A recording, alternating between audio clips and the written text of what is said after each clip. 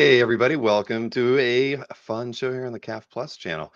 We're not streaming on Facebook tonight. The reason for the little delay was once again, Facebook's given us a fit every now and again for these live streams. Even though we schedule it, it ends up just kicking us off at the beginning of a show, and so I have to delete it and move on. But anyways, we've got a great show tonight. Patrick Reed, who I've not had the chance to talk to in a while, is going to be our guest. He's curated a number of exhibits that many of you have probably been to over the last few years, and it's a pleasure that I get to have him on the channel to talk with him about that. And he's an art collector too, so that's a bonus for us all. Let me bring on Patrick, and we'll get this thing going. Hey, Patrick. Hey, Bill. Good to see you. Likewise. Long time no see. I can't remember the last time I saw you. I feel like it might have been at San Diego a couple of years ago. Yeah, I think it was in passing at San Diego. That seems right. Although, frankly, all the shows tend to run together at this point. I know I saw you at some point at a table or at a dinner or at a thing in passing in a hallway, surrounded by cosplayers or one of those things. Exactly. So we've not really ever talked a lot about your time in the hobby. In fact, we've not really had the chance to talk a lot, even when we've been, we went to Columbus to see the Marvel exhibit together. I mean, we really just haven't had a chance to talk a lot about your involvement as a curator, and I really wasn't aware, other than knowing that you had a CAF gallery. I really didn't know much about what your art collection and when you got involved in the hobby, as from an art collecting standpoint. So that's what we're here to learn about tonight. All about you. So the focus is squarely on Patrick Reed tonight. But before we dive into some of the the things that I think we're all going to enjoy, really hearing about, the exhibitions that are coming up, the Skirball Kirby exhibit, the exhibit in Chicago for Spidey, which are all new. Tell me a bit about yourself. I mean, how did you get involved in comics as a medium that you've found a way to kind of work into a career? Well, I mean, there was never a moment where comics were not part of my life. I had a dad who had read comics growing up, and and I had two older brothers who collected comics. And at the time that I learned to read, which was fairly early, I'm like this, I learned to read by the time that I was 2.5, and by the time I was 3, my brothers were cautiously letting me look at their valued comics. So I was very fortunate that they entrusted me and also taught me the way to care for things along the way. They were very, make sure that you turn the page like this, be careful of the comic, don't break the spine. But they also shared with me the good stuff. The pocket books collection of the first 6 Fantastic Four issues, the early Treasury editions, Captain America's Bicentennial Battles. Like, those are all formative memories where I'm, learning words from reading the great Lee and Kirby and Ditko comics. So they were serious collectors then. They didn't just have a stack of comics in the on a shelf in their closet. They knew that they didn't want to have any bends or yeah, and like one brother had like a full run of Hero for Hire, Power Man, Iron Fist from 1 to 100. The other one had just thousands upon thousands of comics, but they were very careful in what they sort of shared out to me. You get the reader copies. No, they made sure that I got the good stuff. Like, oh, they did. Okay. They were very clear about, like, I was lucky in that I learned early on, and this is part of what led to my path as a curator, as a art appreciator. I learned very early on to recognize the names Jack Kirby, Steve Ditko, John Romita, Stan Lee. So I knew from the get-go that there were actually people who had made these things. And so I was sort of drawn to learn more about not only the characters and the stories, but also like how these things got made, realizing that there were actual people. The name Jack Kirby was on the same scale to me as like a John Lennon or a Paul McCartney or a Jim Henson, as like a formative name of like, or George Lucas. These are the people who create the stuff that I love and I'm passionate about. Wow. Well, and it's funny. You think about some of those the names you just mentioned. They all kind of appreciated one another during those times, right? Kirby and the Beatles Yeah, Yeah. there's moments throughout all of that where everybody sort of appreciated what they were working on. So I didn't grow up with that same enlightened view of comics. It was more about the characters and the stories, and I liked the artists, but I didn't really quite grasp the importance of the artists and the writers and the creative process. So I didn't view comics, at least early on, in that same way, to kind of have a reverence for the people who were really involved. I mean, I like John Byrne, I like George Perez, Terry Austin always wowed me as an inker, but I didn't really have a great historical, view on comics other than what I was picking up right off the newsstand, because I didn't know anyone else who was collecting comics. So I wasn't, back issues weren't a thing for me. I did stack my comic books in the closet, on a shelf, and took pictures of it because the taller the stack grew, the more impressive it was for me. Right? It was all about quantity, maybe, and not always the quality of what I was picking up. But it seems like just because of the relationships, you said your father read comics and your siblings, your brothers were involved in collecting it. I mean, you had a great upbringing to surround you with to kind of give you the right direction early.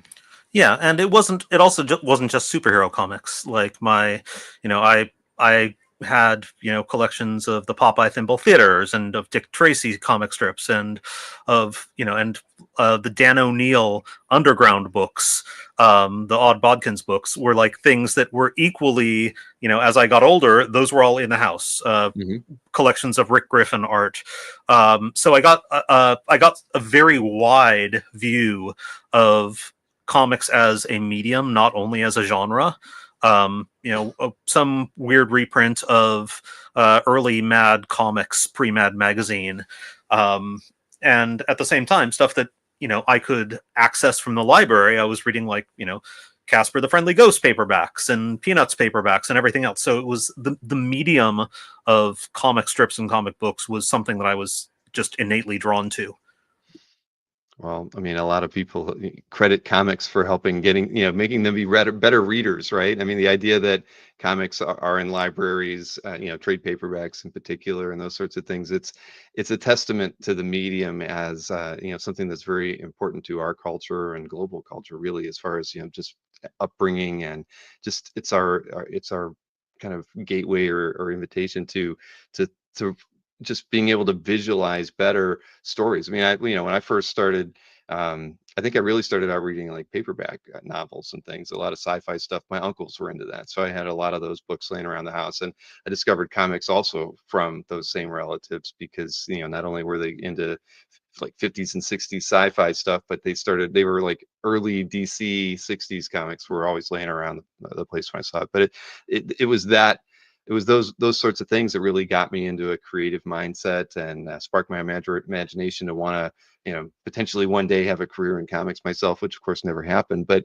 it really, it opened up my eyes on the end of the opportunities and things that could eventually be seen as fun things to do. I started drawing my own comic strips. I mean, I bet many of us who were reading comics, kind of got into just trying their hand at doing their own things, if they either that or drawing images from comics that we just really liked. Like I remember aping Neil Adams drawings from Batman, and I really never even read Batman, but I love the images, right? And so you would try to just emulate and and play around and try to be like those artists that you really admired. So yeah, comics are a special medium, and Yeah, I think you I got definitely that. had a lot of that. I remember, like, if you remember the '70s, like Mead notebooks and Mm. folders and things that had the Marvel covers. Like, there was the Captain America Mad Bomb Mead folder that my older brother had, and I would take it out of his room and try over and over to draw that Captain America Kirby Ramita figure and the Falcon, or the weird Tops stickers with the Mhm. supposedly humorous quotes. Like those were all, it was also a point where there were still Slurpee cups everywhere. So I was right on that verge of, like, it was still, superheroes in particular were sort of permeating all of culture. It was, there were still Mego dolls out, at the point where I was, old enough to actually choose toys instead of just being handed whatever things. So that was always a really exciting thing to me too. Like Marvel and DC characters were a big deal. And I was also at that exact right juncture where, like, I'm 5 years old and my dad remembers, the Marvel comics that he grew up with. So, when they went to a yard sale, they picked me up some Daredevil issues. And at 5 years old, I was absolutely too young to be reading the Frank Miller issues that they gave me. But it completely blew my mind and sort of exploded my view of what comics could be. Likewise, Amazing Adventures was reprinting the Lee Kirby X-Men, but there was one that had a reprint of Steranko's Today Earth Died in the back half. So all of a sudden there's like this bizarre surrealist Twilight Zone photo collage, shock ending, just truly strange spy comic. And that, I was too young to actually understand what was going on, and I was slightly disturbed by it, but I also couldn't stop reading it and going back to it and trying to like decipher what was going on in here. Mm-hmm.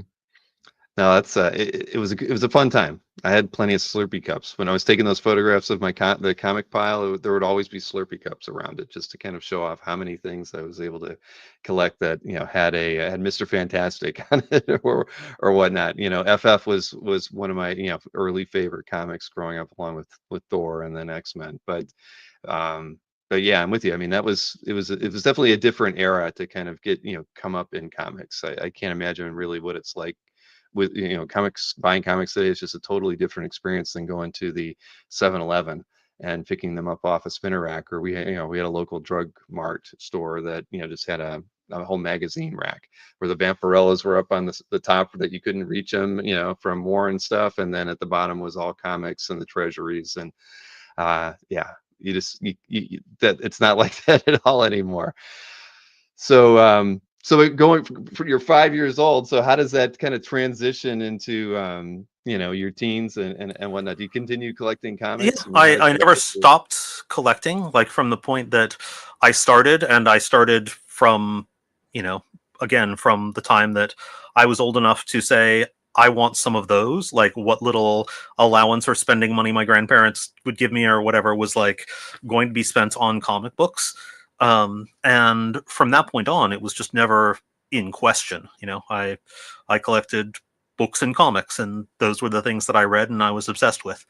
And but also pretty much at that age, I sort of got over the idea that I would ever create myself. I realized that I liked these stories. I was clearly excited by them, but it was understanding the stories behind the comics. And again, like the creators and things, I realized that I was not going to be that. I simply wanted to enjoy and be entertained and appreciate them and share the things that I liked with others. And so, up until I sort of ended up working as a pop culture journalist and historian many years later, it was always something that I enjoyed, but not something that I necessarily anticipated I would ever have any connection with professionally. So the pop culture journalist side, I guess, that's an area that I'm probably least familiar with, Patrick. So how did you get involved doing that? That is a long and very convoluted story. So I guess the Cliff Notes version would be, again, I always liked this stuff. There was stuff that I loved. I loved pop culture. I loved genre fiction. I loved comic books in particular, and comic strips and comics as a medium. I loved pop music, and all these things always, I DJ'd on a college radio station starting when I was in high school. I worked in theater, but I also did lighting at like a local club where bands would play. So I did lighting for national touring bands. I had a massive record collection and a massive comic collection. And I ended up becoming a DJ part-time, continued to pursue my love of music and my love of comics, but I could find a way to DJ with the records I loved. Like I couldn't play an instrument, but I could DJ. There was no way to do that with comics that I knew of. So the comics remained a thing where like I had a few friends who also collected comics and we would trade and stuff, but I didn't have a way into that community. So when I moved to New York in my 20s, I moved to New York City. I start DJing places. All of a sudden, I'm in the middle of a hip hop community. And I realized at some point that all of the hip hop guys, all the MCs, all the DJs, all the producers that I grew up listening to and that I admired also liked comic books. And a friend of mine did a presentation at a New York Comic Con, which was the first convention I'd ever been to. First time I go to a convention, I'm in my 20s. And he had a rap music and comics panel where he had a couple of rappers talking about the comics that they loved. Mm-hmm. And I knew everyone on the panel and realized that there was a larger conversation to be had. So I pitched a hip hop and comics cultures combining panel to New York the following year. New York Comic Con accepted it, and all of a sudden I was doing panels with, and it was sort of the perfect crossover because all of the MCs like Chuck D, Pete Rock, Johnny Juice, KRS-One, like all the legendary guys that I grew up admiring, who made me want to be a DJ, who made me passionate about their music, were all fans of the comics. Likewise, all the comic guys were fans of these MCs mm-hmm. and DJs and producers. So I realized that I was sort of in this weird little nexus where I had enough connections in both sides, and both sides were impressed enough by the other that they would show up and do a thing for free at a convention without expecting to be paid. So I was just sort of in the right place at the right time and had the right people surrounding me. Around the same time, all of the people who I'd become friends with on the internet who were similarly comic fans, most of them had moved into becoming creators. And I was sort of on the outside, but excited for all of my friends. This weird little community of internet people who'd grown up were suddenly doing stuff for Image and for Marvel and for DC. And I realized that I knew a lot of people suddenly who were professionally in there. And that meant that because I wasn't terrible with words, I could probably see if I could interview some of them and pitch it to places and get some work as a journalist. And so, thankfully, I'm in my 20s and I have boundless energy, or at least access to caffeine because I work a coffee shop part-time. So I am doing panels at Comic-Cons. I'm writing for my own blog and then for Comic Book Resources and MTV Geek and Comics Alliance. I'm DJing. I'm putting all these things together, and I somehow realized that actually maybe there is a professional way that all of this useless knowledge I've been amassing for my entire life about the stuff I'm passionate about, there might actually be a market for it. There might be a way to utilize this.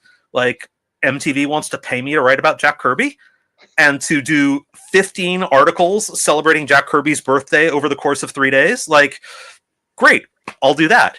That also means I get press passes to conventions, so suddenly I don't have to pay to go to a convention. It's just I was very fortuitous. I had a lot of people around me who were encouraging, and I had learned, thankfully, by being raised by amazing people and by having good friends, to not be a jerk to people. And eventually, all that fortuitously paid off.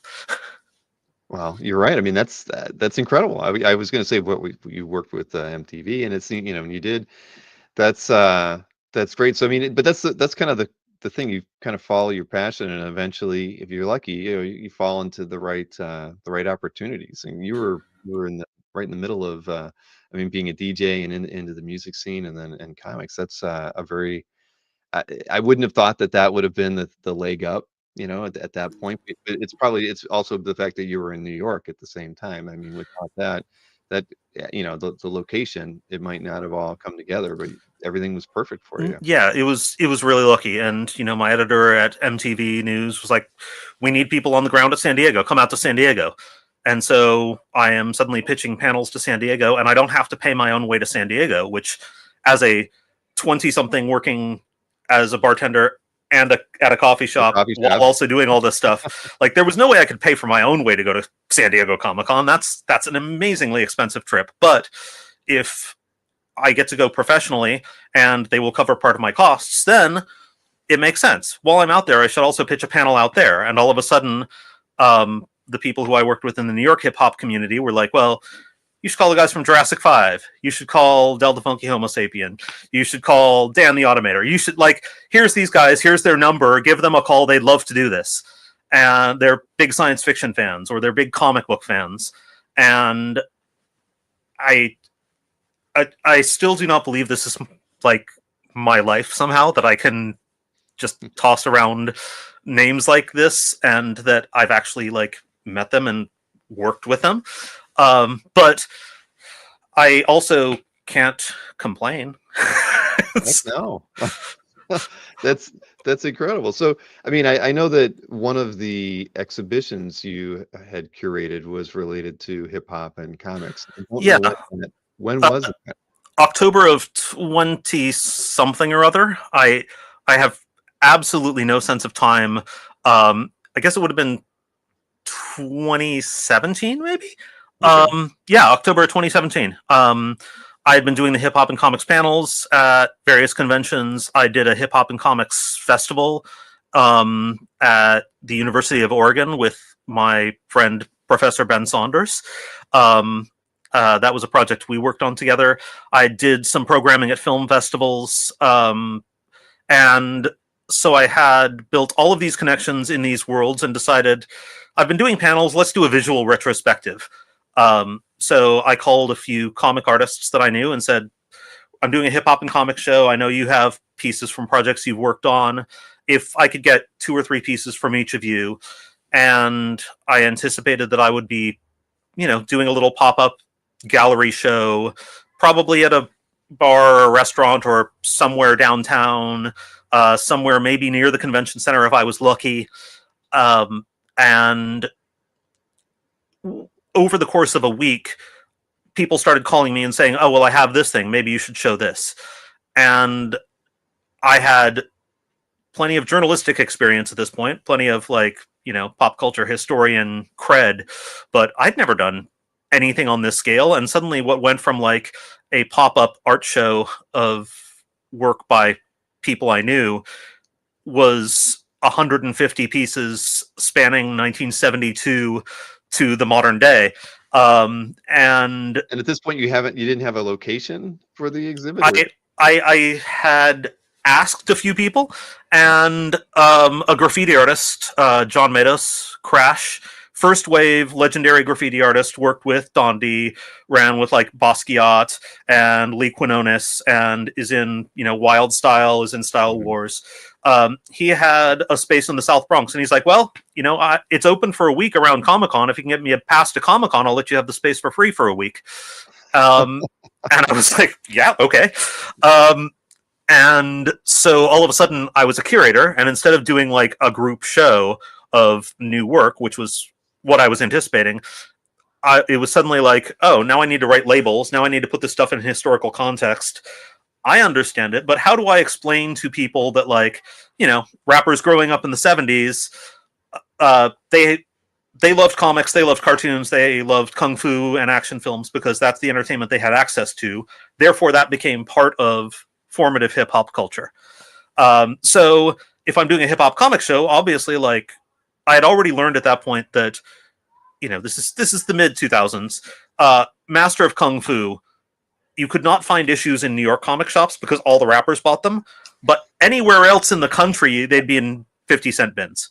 So right. I'd also learned that every time I went to WonderCon or Emerald City or San Diego, I would pick up all the Master of Kung Fu issues, bring them back, and then pass them on to all the dudes who still needed an issue or two from the original run.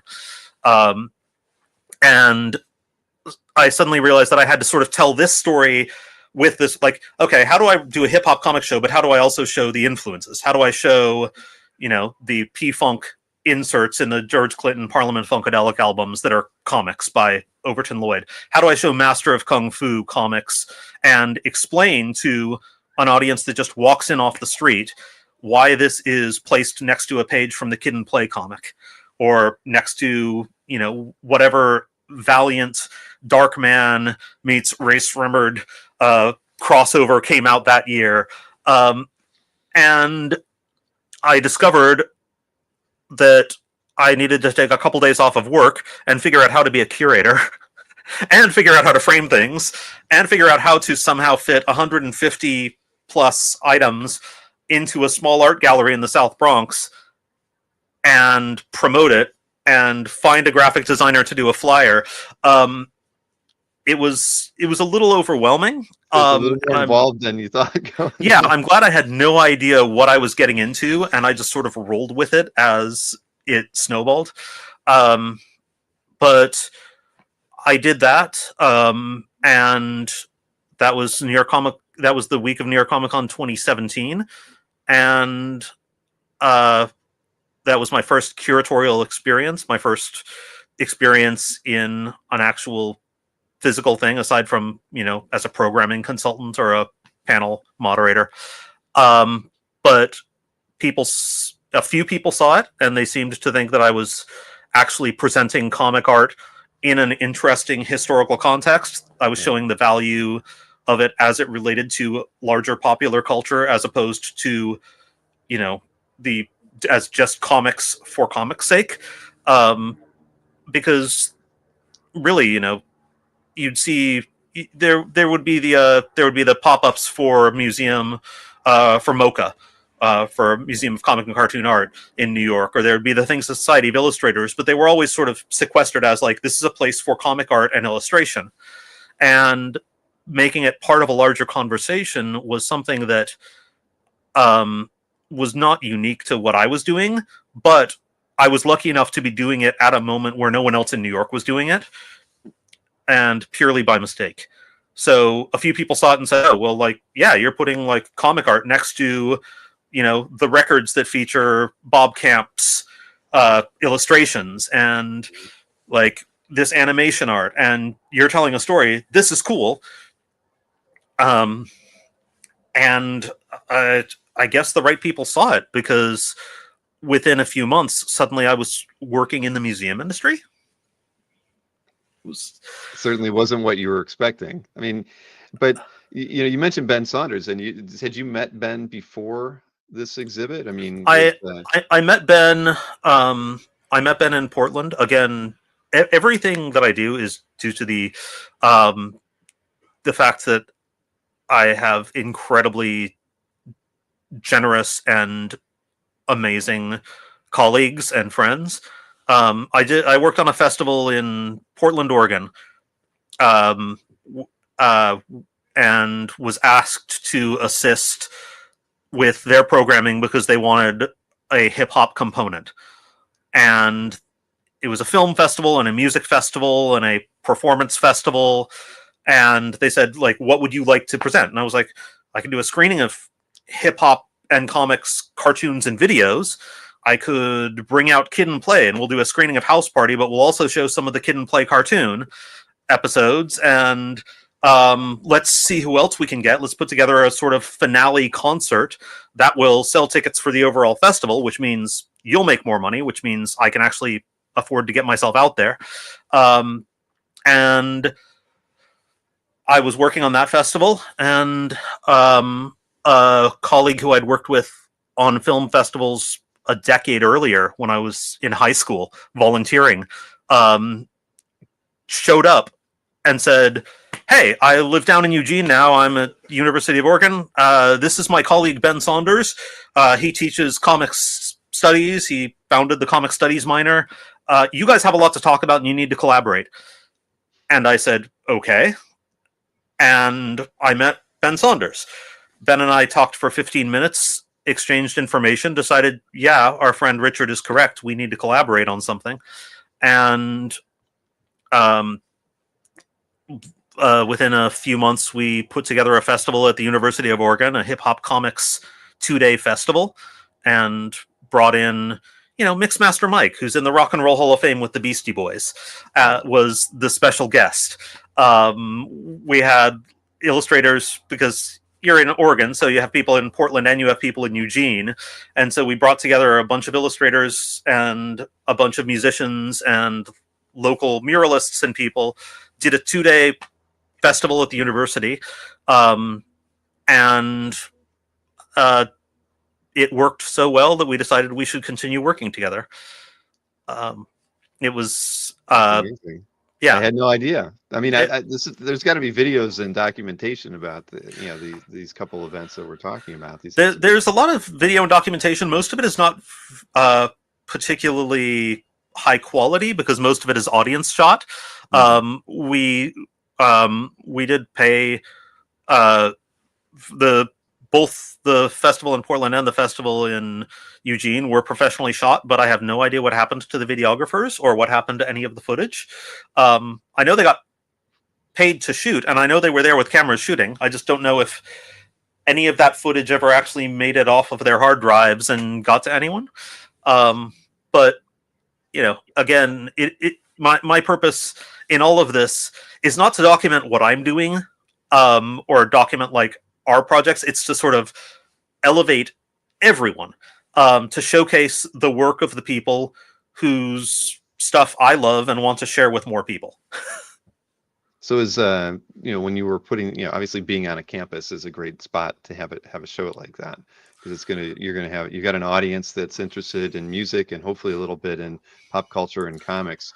But did you involve the media in any way to like get the? Oh yeah, I mean there was, I was lucky enough that I'd worked in the press and in entertainment journalism for years. So I was like, okay, well, if we're doing a hip hop comics festival, then we need to not only call the comics people, like, we need CBR, we need Newsarama, we need Comics Beat, we need, all these people, but we could also call Rolling Stone. We should also call The Source.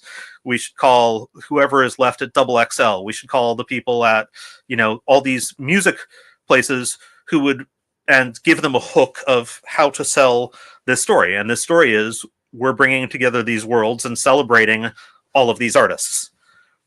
And so, yeah, like, it was, I was lucky enough that having worked on that side of the table, I knew what works well for a press release and what will make the editor say, oh, here's a story that will get clicks, and assign someone to it. Right. And you had the connections already because you were writing for these, for Rolling Stone and other organizations leading up to that. So you're right, and your connection to the music industry brought in all of the talent too. So yeah, I mean, it was like you were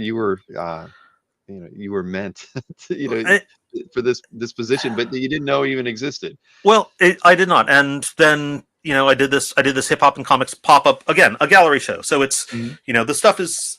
It's in, I learned how to frame, but also some of it, because I had a limited budget and I was working out of pocket, some of it is in like, Mylar print protectors, secured to the wall with, because it's, an old brick wall in a South Bronx storefront gallery. So we were able to present the work there in a way that sort of worked with the material.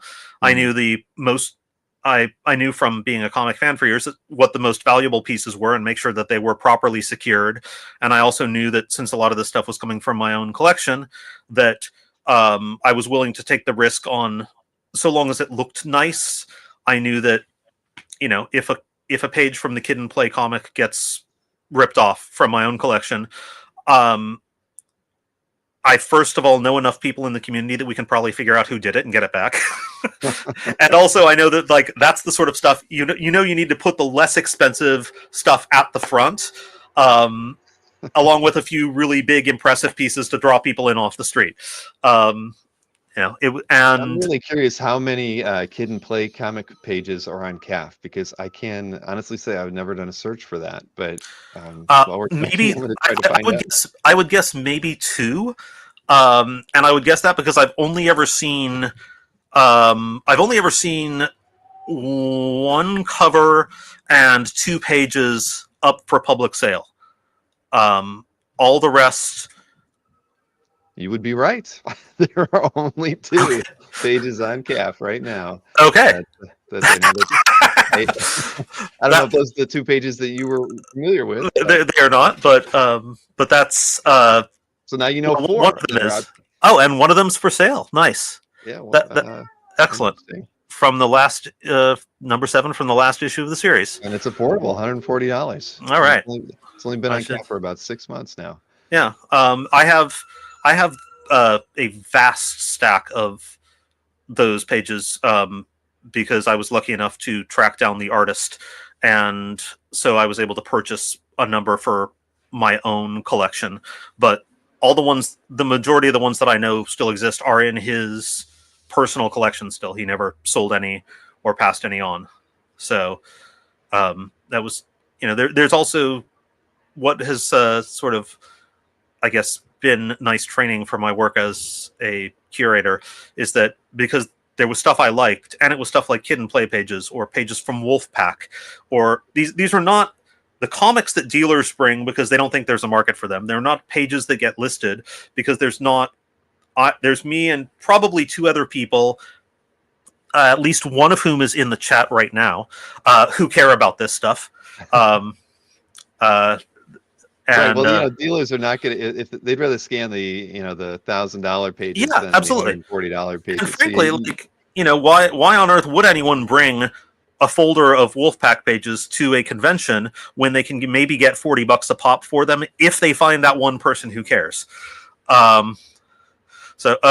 Hey, George knows that I just gave him a veiled shout out there as one of the other people who cares about Kid and Play comics. We know that George has a very music centric comic art collection. That is for sure. One of the few on CAF, but yeah, I know it's fun because it does give us a different perspective. I mean, one of the things that one of the best things about CAF is just kind of learning the different approaches to collecting art, right? I mean, whether it's you're focused on things in the music side of things, if a guy's carrying a guitar, you're interested, and but I get it. That's it is a challenge when your focus is so niche that you can't get those pieces to kind of find their way to the top to get to. Well, it's part of the fun. It's like the offering for sale. The phrase I've used before is that you end up being like the world's nerdiest Indiana Jones.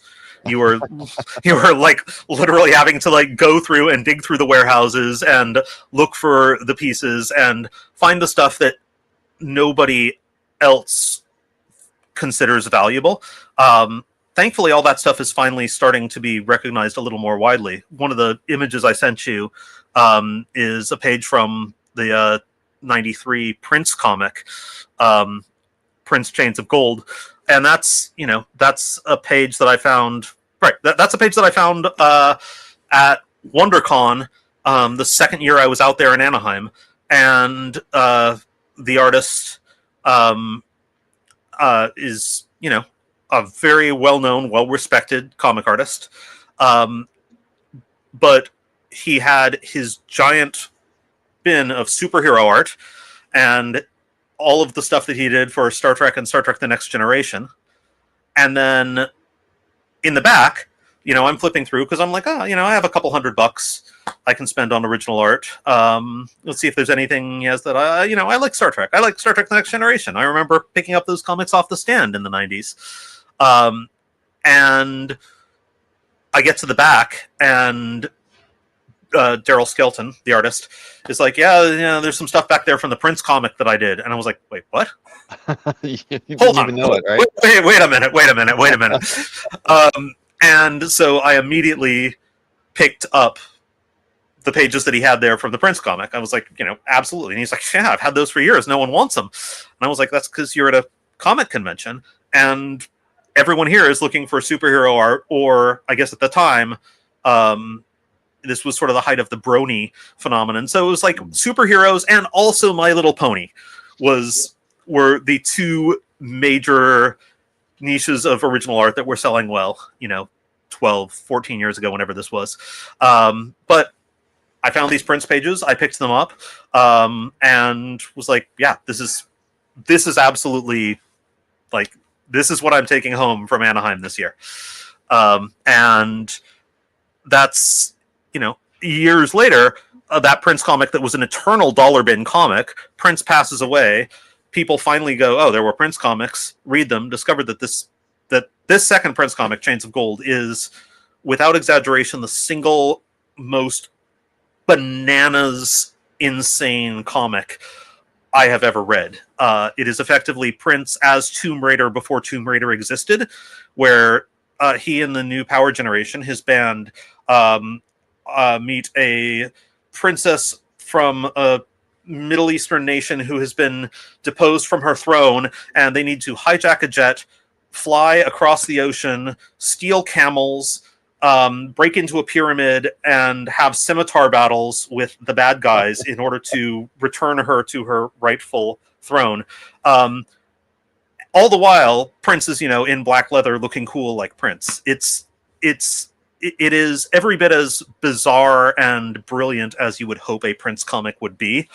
But this was an eternal dollar bin comic, and all of a sudden, the comic is, you're now, if you find copies now, there's copies at conventions for like $20-$30 because no one was collecting it, and certainly no one was slabbing it or keeping it in good condition. It was selling to Prince fans, not comic fans. So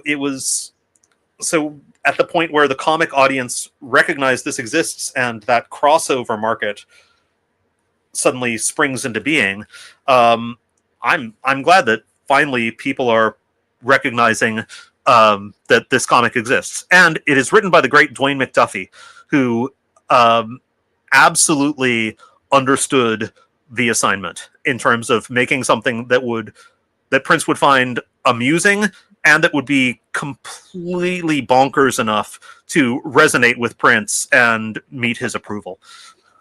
Wow. That's quite a story. I can't imagine that they consolidated it all to one issue. Was it a single issue or is it a mini-series? It's got to be a mini-series. It's a single issue. It's I think it's like a 36-page comic, so 40-page comic.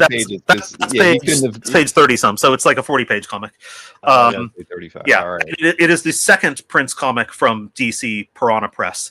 The first one is... Oh, there's George in the comments mentioning, the first Prince comic, Dennis Cowan, Brian Bullen did the cover, Dennis Cowan does the interior, and it's sort of the polar opposite. It's the other side of Prince. It is Prince being moody and riding around Minneapolis on his motorcycle, being dark and forlorn, and living out his sort of like Batman of Minneapolis dreams. This is the sort of flip side. It is the bizarre Technicolor. It's, if you've ever seen the Beatles' Help film, it has that sort of sensibility of like, let's just throw everything into the pot and see what happens, and it's a bizarre sort of mystery romp. Wow. Well, so if anybody comes across a page from this book, they should get in touch with you, right, Patrick? I honestly, I would love to have more pages from this book, but I have 3. So I'm going to say, if anyone comes across a page from this book, you should give George first crack at it. And if he doesn't want it, I'll take it off your hands. But again, collecting is not about amassing all the stuff for myself. Mm-hmm. And that's sort of a fundamental thing that I've found. I talk about a lot in the hip hop comics panels I do. Like, there is a perspective that collecting is about amassing stuff and keeping stuff and hoarding stuff. But the aspect of collecting that I love is the community, where it's all about sharing the stuff that you like with other people. That's why, I am a collector. I have a private collection, but I have stuff that I think is important or valuable or strikes a nostalgia button. I then want to share it with other people. And the transitioning back to the sort of professional side here, that's why I was a journalist. I certainly was not a comics journalist or a pop culture journalist in order to make money, because that was not, it was never it was a professional gig, but it was a professional gig while I was also bartending 3 nights a week and working at a coffee shop. It was something that just about paid for itself and allowed me to share the things I loved with other people. And transitioning to working in the museum industry, after doing that pop-up, Ben Saunders got hired to curate the Marvel Universe of Superheroes exhibition, which opened in Seattle actually 7 years ago today. Really? At the Museum of Pop Culture. I didn't realize that. When he was hired to work on that, he brought me on to work as a marketing consultant and publicity consultant. I got hired by Semel Exhibitions to sort of the boss at Semel Exhibitions, our dear friend and colleague Christoph Schultz. My interview for the job, and I did not realize it was an interview. I was introduced to this taciturn German-speaking businessman in a very, very nice suit, and I had no idea what I was speaking to him about. And he said, "Professor Ben Saunders says that I need to speak to you because you understand comic book culture and fan culture, and you also possess social skills." Which not many people who know a lot about. And I said, have. "Thank you." And he said, "I think we have a role for you." And apparently that was my job interview. I then got hired a position as their marketing and publicity consultant. And by the time that the exhibition opened, that was at the end of 2017, shortly after doing the hip hop thing. Right. I was hired and suddenly was working with Marvel and Disney and Semel on that exhibition. We opened in 2017, 7 years ago today, at Mopop in Seattle. And by that point, I was already working in curation, because I had discovered very quickly that the marketing job that I had was trying to find a way to sell a Marvel exhibition to as wide an audience as possible. And my thesis was that everybody comes to Marvel from a different direction. I came to it, again, through older brothers of comics, but also Spider-Man was on the Electric Company, and there were Slurpee cups at 7-Eleven, and you could get comics on the spinner rack in supermarkets. A few years later, people were coming to it. A lot of people I know from my generation started reading comics because of Wizard Magazine, not the other way around. They would see Wizard Magazine at 7-Eleven even after the comics were no longer being carried on newsstands. And that drove them to find a comic shop. There are people who grew up with the X-Men cartoon but have never read a comic. There are people who are avid video gamers and know Marvel characters from that medium but are not comic readers. There's people who obviously line up for the Marvel films or who know the Marvel TV shows, and that is their gateway. So my thesis was, you have all of these different demographics that all come to Marvel from a different direction, so build a marketing plan that reaches all those different directions. That also means you need to have at least Easter eggs in the exhibition that will welcome all of those people and give them something they recognize and that resonates with them. So make sure that there is content from, at the time, Runaways and Cloak and Dagger, which were testing really high with teenagers. My partner's teenager was watching Runaways on her tablet and her phone, but certainly was not lining up to see Avengers in the theater. And I was like, look, so this is a completely different audience that we can tap into. And let's do this. But that also means that we need to find a way to include that naturally in the exhibition and use it to lead people to what we want them to see. And what we want them to see, watch how I neatly tie this back into the whole theme of our conversation, is the original comic book art. We want them to see the stuff from Mike Berkey and from David Mandel and from Eric Roberts. And we have a wealth of incredible stuff here. And it all comes from private lenders so, and they are being kind enough to share it with us. We want to share this with this audience. So we need to find a way to take all of these things and reel the people in saying, yes, Runaways, but Runaways started in comics. And if you're interested in the Runaways comics, here's some other comics that featured teenagers that Marvel published in years prior to that. And, oh, look, here's a Steve Ditko Spider-Man piece with Peter Parker as a nerdy teenager. So I sort of naturally moved sideways and Sure. was doing both marketing and curation. And suddenly it was a full-time job. Well, that's so. So the first show must have, and I don't remember the first show. Strangely enough, I mean, I can't remember when I first remembered reading about that the exhibit, but the first exhibit had to have been incredibly successful for it to be like a springboard for what it's become. Yeah, that's the show that's actually still touring. It's now in Europe. Yeah, no, it just closed in Madrid, but that's the one that we saw in Columbus. I feel like I didn't hear about it until, where was it after there? And when it was in Portland. Oh boy. The first show, Marvel Universe of Superheroes, opened in Seattle, went to the Franklin Institute in Philly, that's when I first, that's what it was when it was in Philly, because I was still living in Ohio, and I feel like that was when I first heard about it. Even doing everything I did with CAF, at that point I wasn't doing live streams or talk, it wasn't more as outgoing. I think somehow I missed it. I didn't know that it happened in Seattle originally. It was the Philly exhibit that caught my eye. Yep. I didn't get to go to it.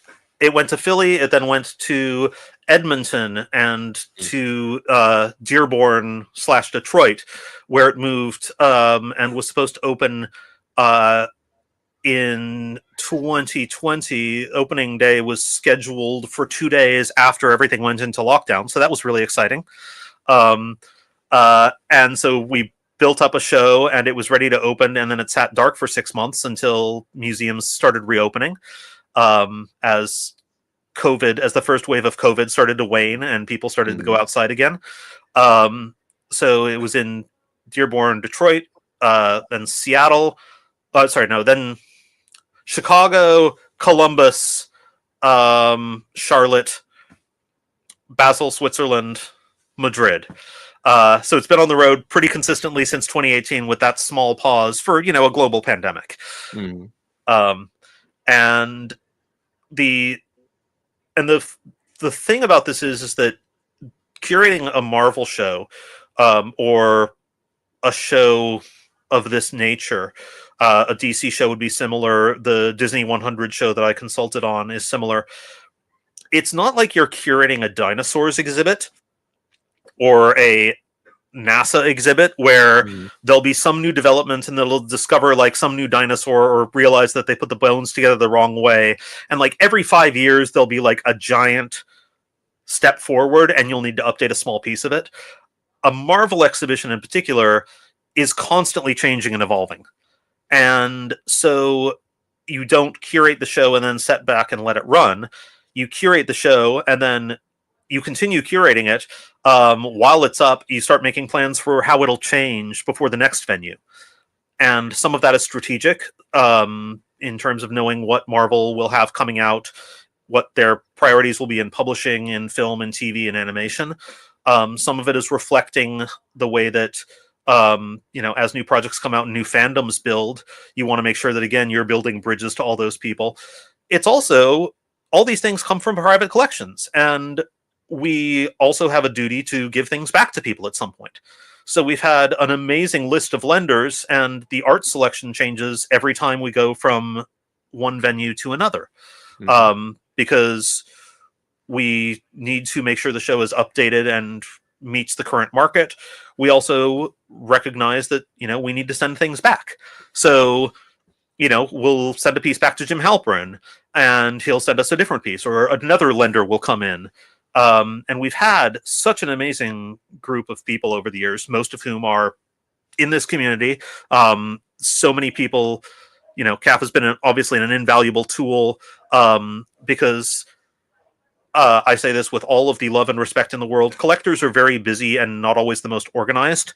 So having CAF to be able to like do a quick referral when someone hasn't answered an email for a couple days and be like, well, let's see what they have and let's see if they'll lend it to us, has been a really invaluable tool. And I need to thank you for that. I'm glad the site where I'm always impressed with the number of ways that CAF has benefited our hobby. Yeah, having a place that is a public portfolio is really just it's an invaluable resource, both as a fan, just seeing like what stuff's out there, but also when comic art is by nature, well, art by nature is usually one of one. So if we have a space that we have designed for a Neil Adams X-Men splash, and after 3 venues, we're going to send that back to the collector. So we'll need to find something else that either is a Neil Adams piece or is from that period of the X-Men, or ideally is both. But we need to start doing the legwork and doing the research, and many times it's word of mouth. Many times it's friends connecting us with other friends. And a lot of the time it's just going on CAF and seeing like, well, what Neil Adams X-Men is out there? What, like, let's, there are certain things that are easy to find, but like, we want a Marisa Veron cover layout. We want a cover rough. So to discuss, what she did in the bullpen over the years. So that's the sort of thing where, it's counterintuitively, because it's less valuable, a lot tougher to find than a McFarlane splash or a Jim Lee X-Men page or something. And finding someone who has it and is willing to lend it is substantially more difficult. And that's the sort of thing that we absolutely could not do without CAF and this community of colleagues and friends. Well, I mean, CAF exists today because the collectors that use it, enjoy sharing their collection. I mean, everybody has their different motivations, but I think by and large, that's why CAF has been successful, because because it's not for everybody. There's collectors out there we all know about who don't have a single piece on the site, but the ones that really enjoy, like you mentioned earlier, being able to share what you enjoy with other people. It's not meant to be hoarded. Right. When you have that philosophy, CAF really works very well for those collectors. And I think that's why it's still relevant 22, 23 years later, right? Because of the people who have that philosophy with what they own, that art especially with the art shouldn't be hidden, right? I mean, it's a very we have a very unique niche in pop culture collectibles and collecting, and it stands out. I mean, if you have a statue, 10 other guys have a statue, or 100 other guys have that same statue, or 1,000 people have that same. With art, you mentioned earlier, it's all one of a kind, and I think that's what makes it special, and it makes at least for me, as a collector, that's why I enjoy being able to show off what I have, because I know nobody else has the same thing, and that's it's very and so you're very fortunate, because I have to believe you get turned down a lot when you approach collectors. Absolutely, who wants to have their art tied up for a year or more, right? Sometimes. But also, I mean, it is this is something I wrestle with myself. I have a number of pieces from my own collection that I've put into these Marvel exhibitions. I am personally definitively a small-time collector. I am not someone with giant banner, hugely expensive pieces. I am someone who was lucky enough to buy a bunch of New Warriors art back before anyone thought that Mark Bagley was a valuable artist. When you could pick up, you do have a few Bagleys that we're going to show off. I have a bunch of New Warriors pages, but I picked most of them up for like between $50 and $100 close to 20 years ago. Thunderbolts pages are still affordable too. Yeah.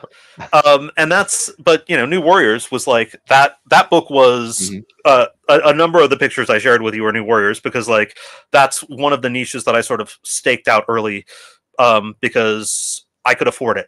And that was my comic for the first 50 odd issues. The Fabian Nicieza, Mark Bagley, Derek Robertson, New Warriors was like, that was the comic.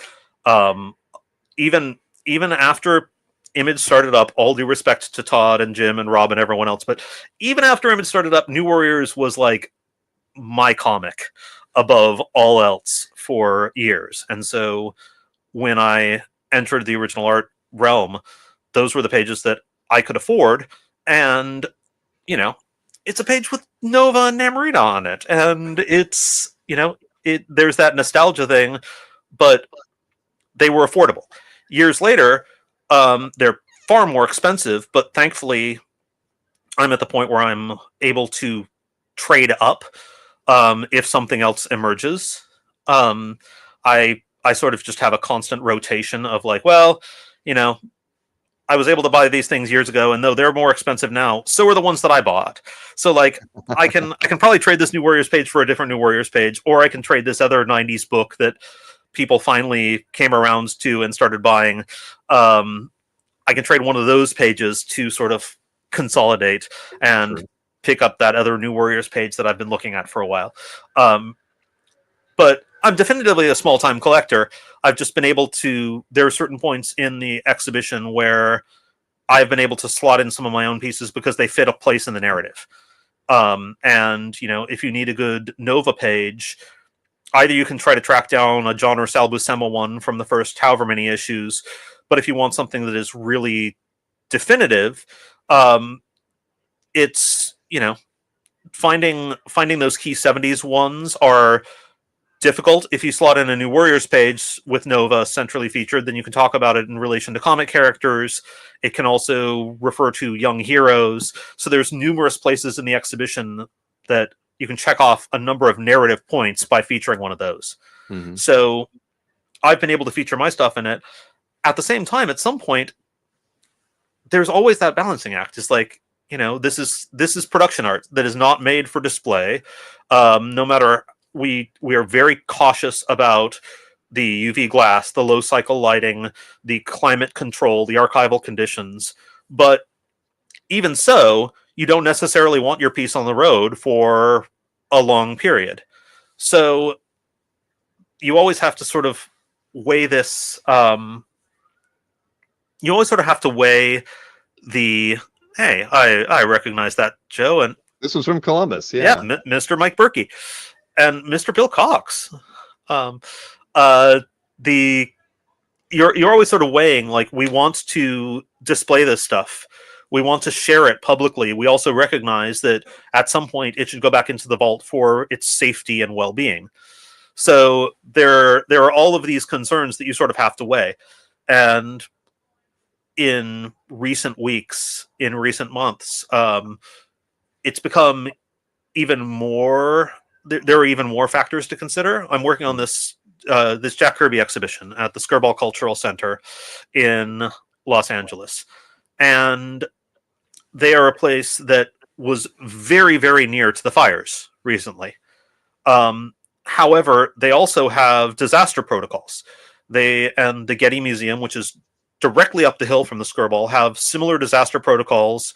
Items that are on loan go down into the climate-controlled basement that has an independent generator, that has, like, everything is way safer there than it would ever be in my own house.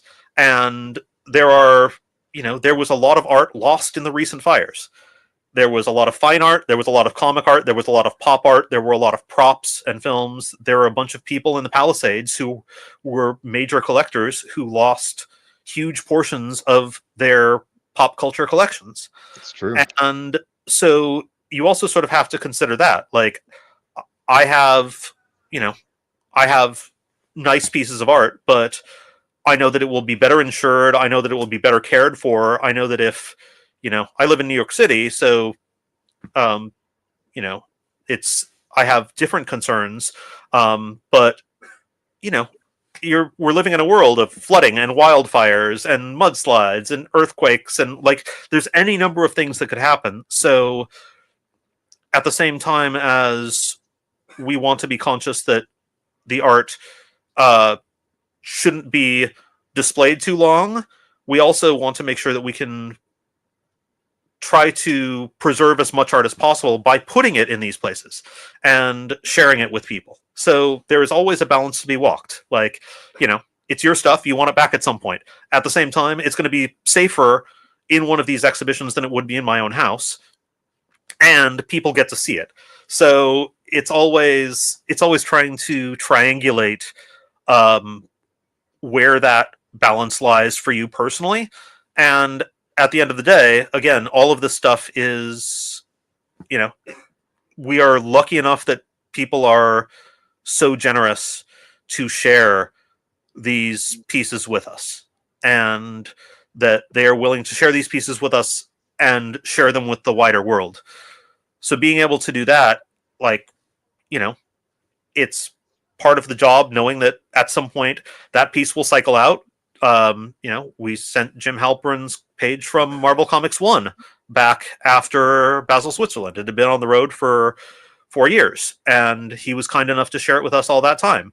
We now have other pieces from him on display instead, and we restructure the exhibition, and we rewrite the texts, and we rethink it in order to showcase the stuff that we have available to us. It's a fun, and it's a difficult puzzle, but a really enjoyable creative challenge to try to weigh all these factors and figure out, like, what stuff we can show, and get to hang out with people like Mike Berkey and Bill Cox and Dinesh Amdasani and Michael Hansen. And I mean, I should really, there are so many people. I've mentioned Jim Halperin, Will Gabrielle, and Glenn Brunswick were amazingly valuable. Oh, yeah, I remember Glenn and Will had a lot of pieces. Had a lot of pieces in the show. Berkey only came on board when we launched the Spider-Man exhibition a few years ago. That was the first time we'd worked with him. I was there when you guys were going through the Romita Mansion. When we were going through the Romita Man archives, yeah. But there are so many people who have been just incredibly generous and kind to allow us. David Mandel, he loaned some stuff to us in Seattle that helped us get off the ground. Scott Williams has loaned a lot of pieces to the shows that are now in Europe. There's this sort of constant continuum of being able to showcase these works from different people's collections, and it is also really nice that we get to continue to cycle through artwork, because again, we get to show the breadth and the diversity of what Marvel is. And again, I'm just talking about the Marvel shows here at the moment, but it is really sort of the joy of a lifetime to be able to,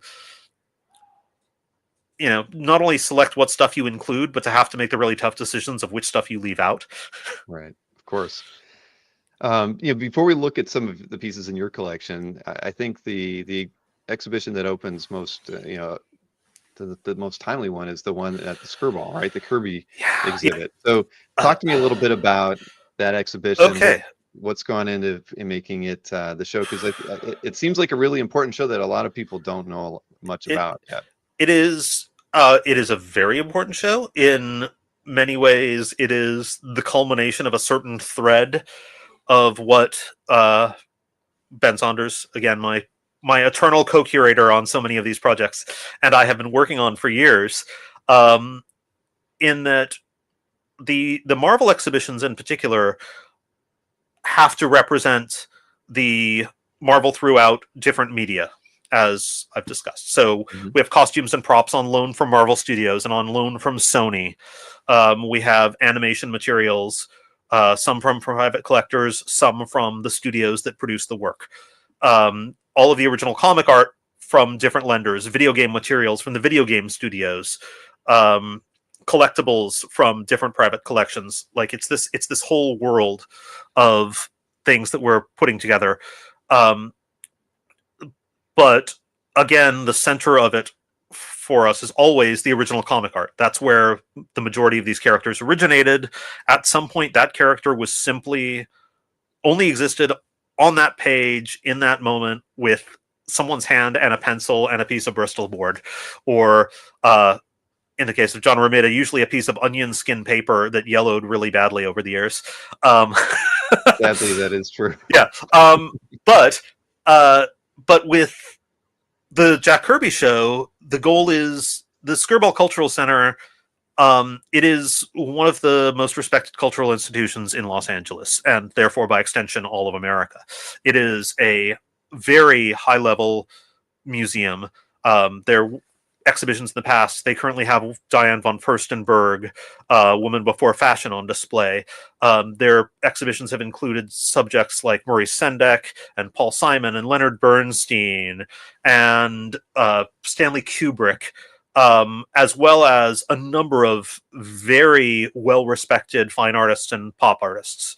They've displayed the works of Warhol and of Lichtenstein and of Basquiat, and like this is a fine art cultural institution, and this was the opportunity to really showcase comic art created as production art. Never necessarily anticipated it would be displayed in this way, but to find a way to present comic art in a classic art museum and focus on the narrative of Jack Kirby's life and his artistry, and really elevate and showcase Jack Kirby's art. And so this is a very different beast in many ways than the other shows we have curated, in that it is really about elevating and celebrating the original art as much as possible. And we are very lucky.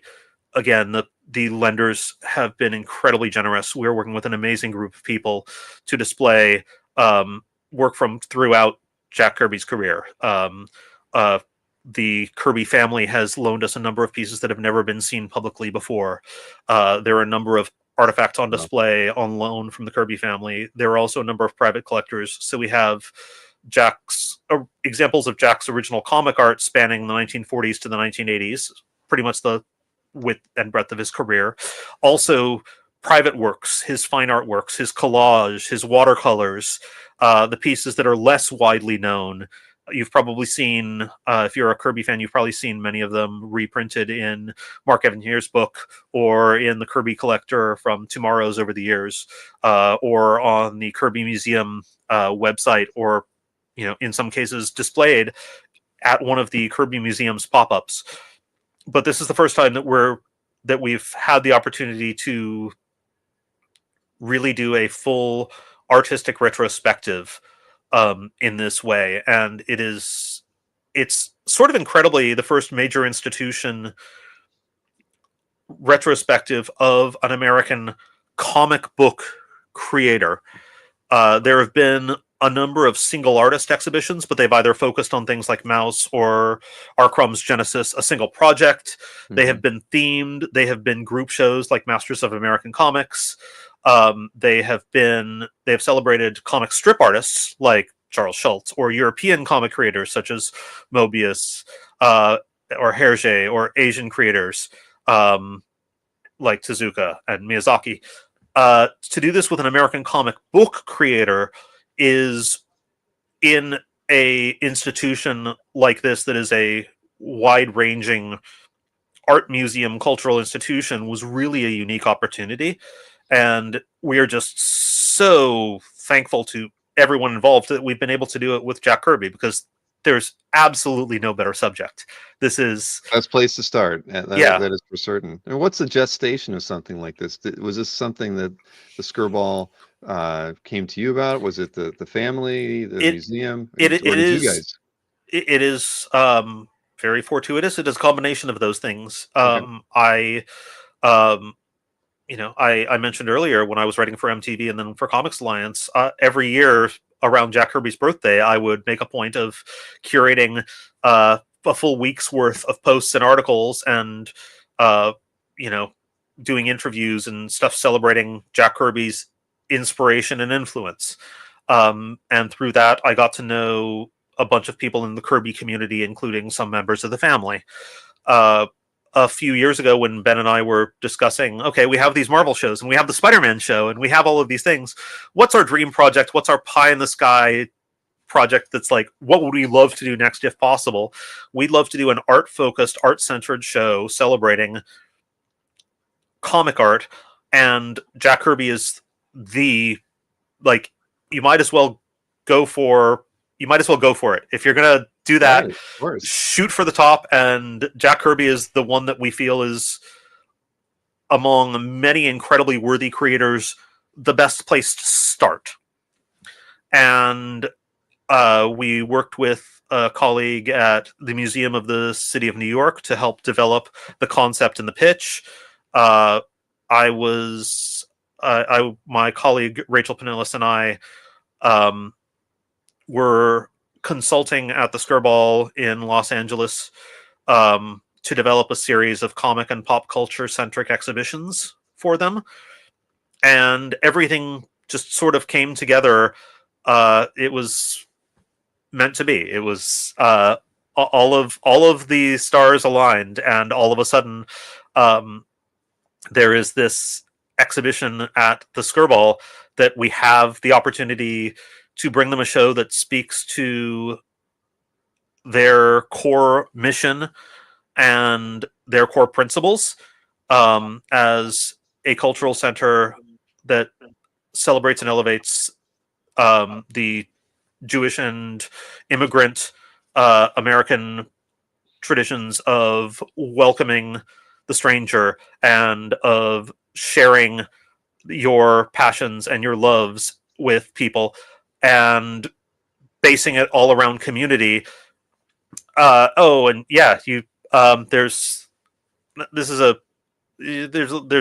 actually a couple close-ups here of some of the stuff that's still being installed. So that is a world exclusive first look at some of the Jack Kirby Heroes in Humanity material that will be on display.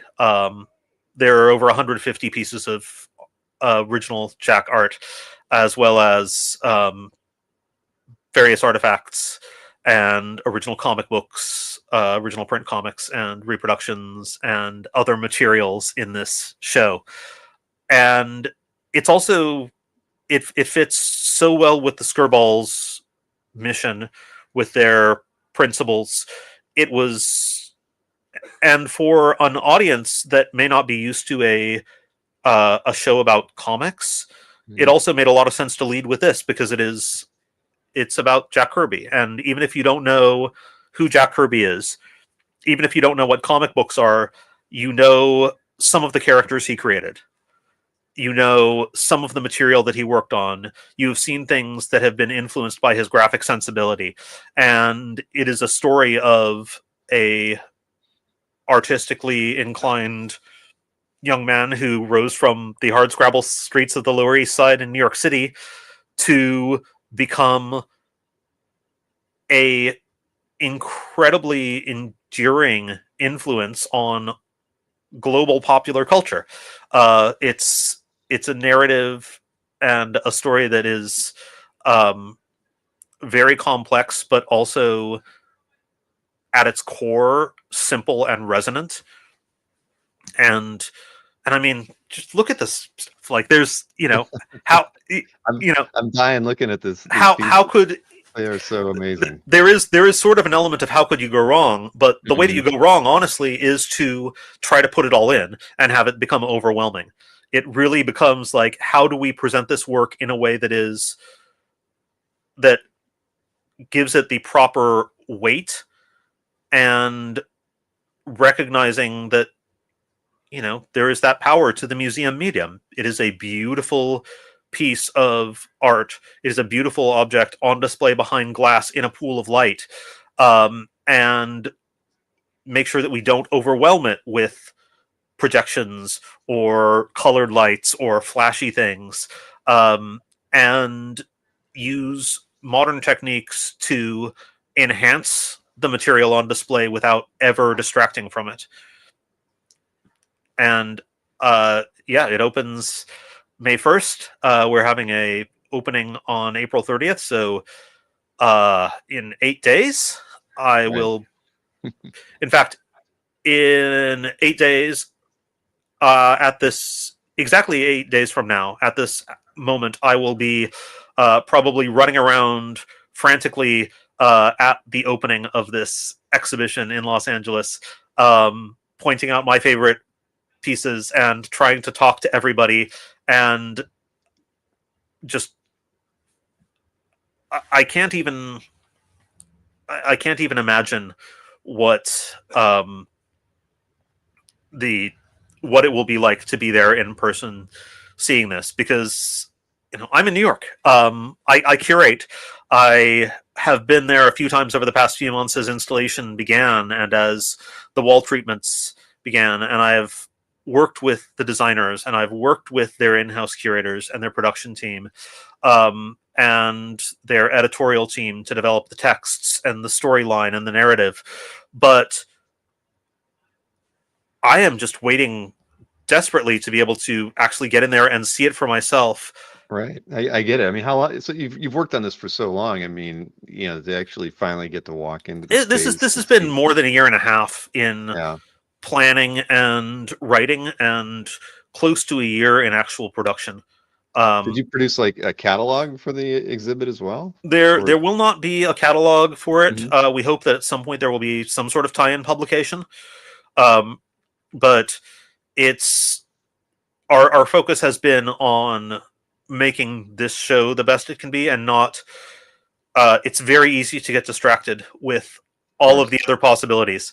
But the reality is that we would love to have a record of this show, but at the end of the day, there is one book by Mark Evanier and another one on the way. There is the Kirby Collector. There is the Kirby Museum. There are books on Jack and the artist editions that Scott has done. There are many opportunities to get a incredible book of Jack Kirby's work. And what we didn't want to do was sort of half-ass a thing that had already been done. We wanted to focus on our core job, which was to do this as an exhibition. This is the medium that we're working in. This is our job to present this material in this space in this way and to share it with people. And so Ben and I are deeply excited, again, to walk in and see it ourselves in person finally, after looking at the elevations and the schematics and the layouts and the sketches. But also then, that's only half of it. The second half is seeing it with other people in the room, because that's the audience, that's really what it's all about. It's only half done until the audience is there. And that's really what we're looking forward to. So we're even sticking around for a day or so, the opening on the 30th, but then we'll be around probably in and out of the galleries for the next couple days, just sort of like, seeing what people respond to, seeing how the things affect people. Because that's also our market research. That's how we learn how to do our job better. Mm-hmm. I've told versions of this story on a couple of occasions, but I'm a white dude of a certain age, and I come from a world. I grew up in a world where the people who liked this stuff, 95% of them looked exactly like me. And I know logically, part of my, again, thesis in terms of marketing and in terms of outreach is to create a show that resonates with a bunch of different people.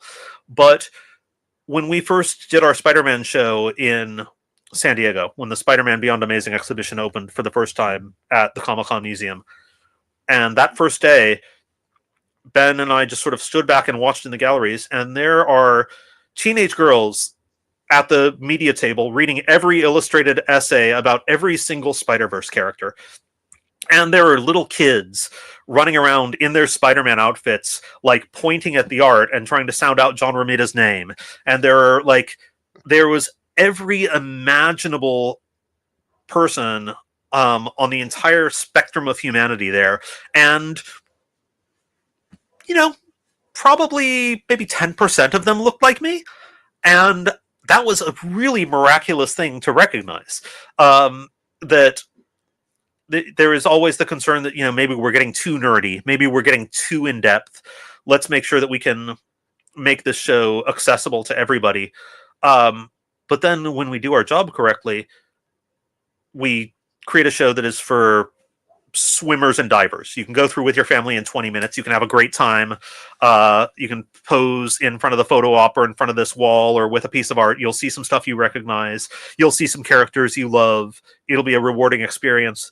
There's also the people who come through and will spend 4 or 5 hours reading every bit of text and going through everything on like the digital touchscreen and reading every essay and looking deeply at everything on every slideshow screen.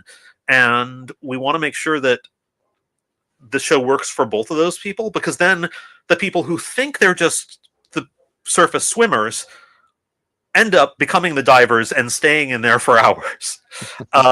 And they want to learn more. If you do your job correctly, they get excited by this and they want more of it. And that is, again, if that's what happens, then we're doing our job. Then they're staying in the galleries, then they're reading more about it, and then they're going out and they are purchasing a book of Jack Kirby's work, or they are seeking out his work online. They're finding the Kirby Museum as a resource. They're subscribing to the Kirby Collector. Maybe they're going to a convention. Maybe they're becoming art collectors themselves. And that's really, again, like, it builds the community when you share your passions with people. Yeah, no, I love the approach and the philosophy and all of that. I think that's what's so important and needed these days. And I think the job of any good curator has to have that as a focus. What's the viewer's takeaway from the exhibit? Where are they going to go once they leave there? I mean, and good exhibitions do that, right? I think that whether it's a fine art exhibit like the Van Gogh exhibit or the Kirby exhibit, it's if you can inspire somebody to think about what they've seen and take that away from the exhibit into their life afterwards, I think that's the mark of success. And the cool thing is, at least with our medium, is people are coming to it with at least a little bit of knowledge about the characters in the universe that they're dealing with. But if they can walk away a little bit more enriched, it almost doesn't matter if they become a collector or whatnot. It's you've done your job. You've given them the inspiration walking out the door, and it's not easy, right? I mean, it's not just simply curating the right pieces. It's putting them in the right context. The things that you'd have to write for the touch screens. I can say I didn't go through everything when I was at the Columbus exhibit or the one in Raleigh. But the thing is that it's there, for those people who want to take the opportunity. It is, and we are also lucky enough, as I'm the one who happens to be talking your ear off right now and babbling enthusiastically about this stuff that I love. I can talk for hours and probably will about this stuff if I ever see you or when I next run into you in person. Like, this is the stuff we talk about. We share the things we love. But I am one of the 2 curators of these shows. I am also part of a very large team with the Marvel shows and the Spider-Man show. Semel Exhibitions has a giant production team of people who make this happen, who build up the pieces. The designers done a fantastic job too. Yeah, and the designers that we work with, who pull in. Whether it's the designers that we work with at Studio TK and LEM Studios with the Semel Exhibitions Marvel shows, or whether it's the people at the Skirball that we work with, the designers there, our designer Debbie is a absolute genius for the Kirby show, because these are also people who understand innately how the human mind works, even unconsciously. Like, what is the right angle of this wall to draw people in? What colors work best to draw? Like, how do you stage a piece at the right angle so when you turn the corner, you see that thing and that draws you into the next space? These are all the things that, thankfully, we as curators say, here's all the great stuff. We'd love to show it like this. Can we do this?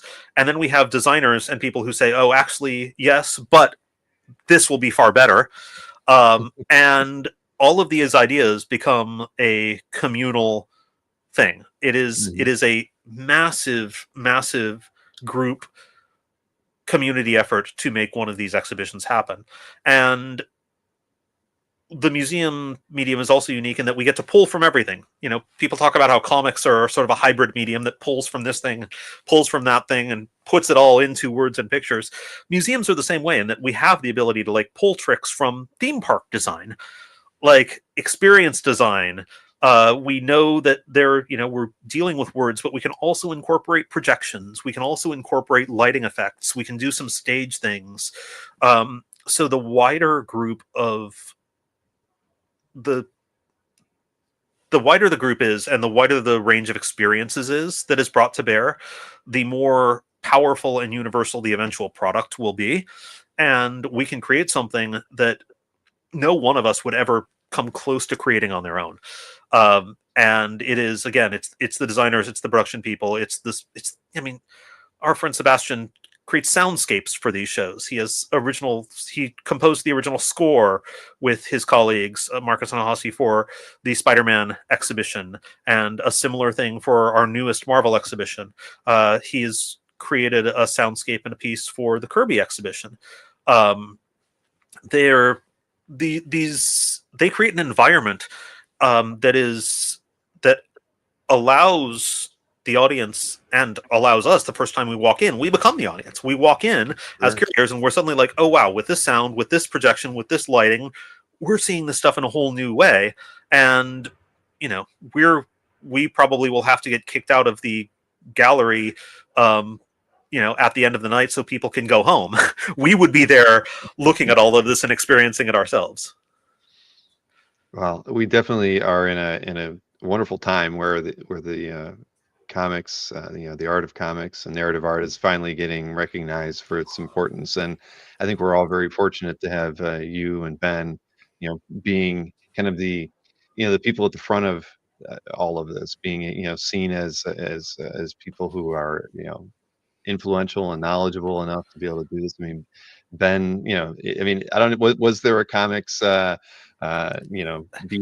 before? He founded the first comic studies minor in the United Right. States at the University Right, of Oregon. exactly. And we also have our independent projects. He's the series editor of the Marvel Penguin Classics books and writes the text for those, which takes Marvel comics and puts them as Penguin Classics. Like that is for, again, for my generation, that was like, you had Candide, you had Shakespeare, you had like the fine works of literature, and now we get like Don McGregor's Black Panther comics and Lee and Kirby's Fantastic Four and Kirby's Captain America in those formats. I do my own independent stuff too. I've written some stuff for various publishers. I have a book coming out next year on a certain web slinging superhero that I'm not allowed to talk about yet, but will be like a big, beautiful coffee table book. There are these other opportunities, and then we come back together and we take these things. Ben teaches his courses, and we have at the same time, our various deadlines for all of our outside jobs. We have this Kirby show opening next week, and then here's the big transition, putting on my marketing hat again for a moment. And then only a couple weeks after that, May 21st or 22nd, the Spider-Man exhibition reopens in Chicago at Griffin MSI, the Museum of Science and Industry. And so we have two exhibitions launching within 3 weeks in different cities, one like smack in the middle of the country and the other like all the way on the West Coast, while Ben is teaching class in Oregon and I'm working and writing on projects here in New York. It's a very lucky situation. Hey, yeah, there we go. That's the Spider-Man show as it appeared at Union Station in Kansas City. And again, with these shows, what we do a lot of is really try to bring together all the different facets of the characters and the Marvel Universe. So you have the film props alongside original art featuring those characters. You have the digital ops. You have, like, from Mike Berkey's collection, the first design sketch for Robbie Robertson, which is not only an important piece of comic history, but is just an important piece of social history. When you talk about having an African-American character as the boss of the lead character, in 1966, Peter Parker is that was a really incredibly socially progressive thing to do at that point, that in retrospect you may not recognize, and at the time, was it consciously progressive, or was it Stan Lee and John Romita reflecting the world that they lived in, which was a very diverse New York City? Who knows? But to be able to take a piece like that and find that in Mike Berkey's collection and have him lend it to us to display means that we're doing a show that works on multiple levels. It addresses the history of Spider-Man, the fictional history. It addresses the real world history of Spider-Man as a character and as a cultural phenomenon. And we also get to talk about the greater cultural repercussions and impacts that Spider-Man comics have had. And this is again sort of the fun of it. There are many ways to nerd out on things. I have many friends who want to do nothing more than discuss what would happen if this character ended up in this other universe. What would happen if Spawn actually ended up on the bridge of the Starship Enterprise, or would I don't think that Things we debate. I don't think that Thor Superman battle was right. I think absolutely Superman could win. Those are the things that a lot of my friends debate. That's great. And more power to them. What Ben and I are always trying to do is our specific brand of nerdery is taking these things and placing them in a larger cultural context. Looking at Joe Robbie Robertson and being like, oh, well, he was modeled on Sidney Poitier, who had recently become the first African-American to win an Academy Award for Best Actor. And you look at the sort of social history of America and the global history, and then you can recognize how these comics, these works of art and fiction have really, you start to understand why they resonate so widely and why they have such resonance with multiple generations of people, because you can start overlaying all those different stories. You can look at the cultural comparisons. You can look at Miles Morales. The first appearance of Miles Morales, the first image of Miles Morales, the only physical art from the first appearance of Miles Morales, because the interiors were all done digitally.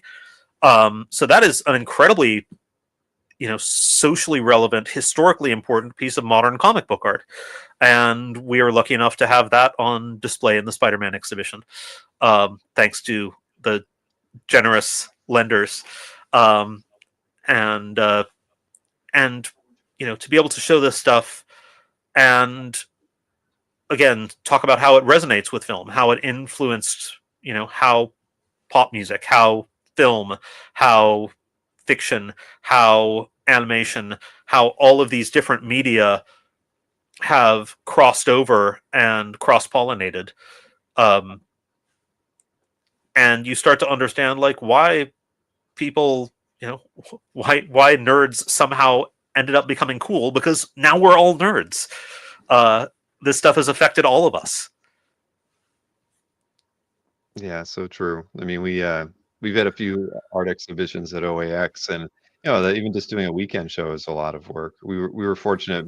Berkey brought the first published page with Robbie Robertson in it. With the footnotes on it that we all saw when we were at Mike's place too. I mean, it's there's so much more underlying the work in comics than people understand. Like you said, Stan and John reflecting the social changes and things that were going on around them.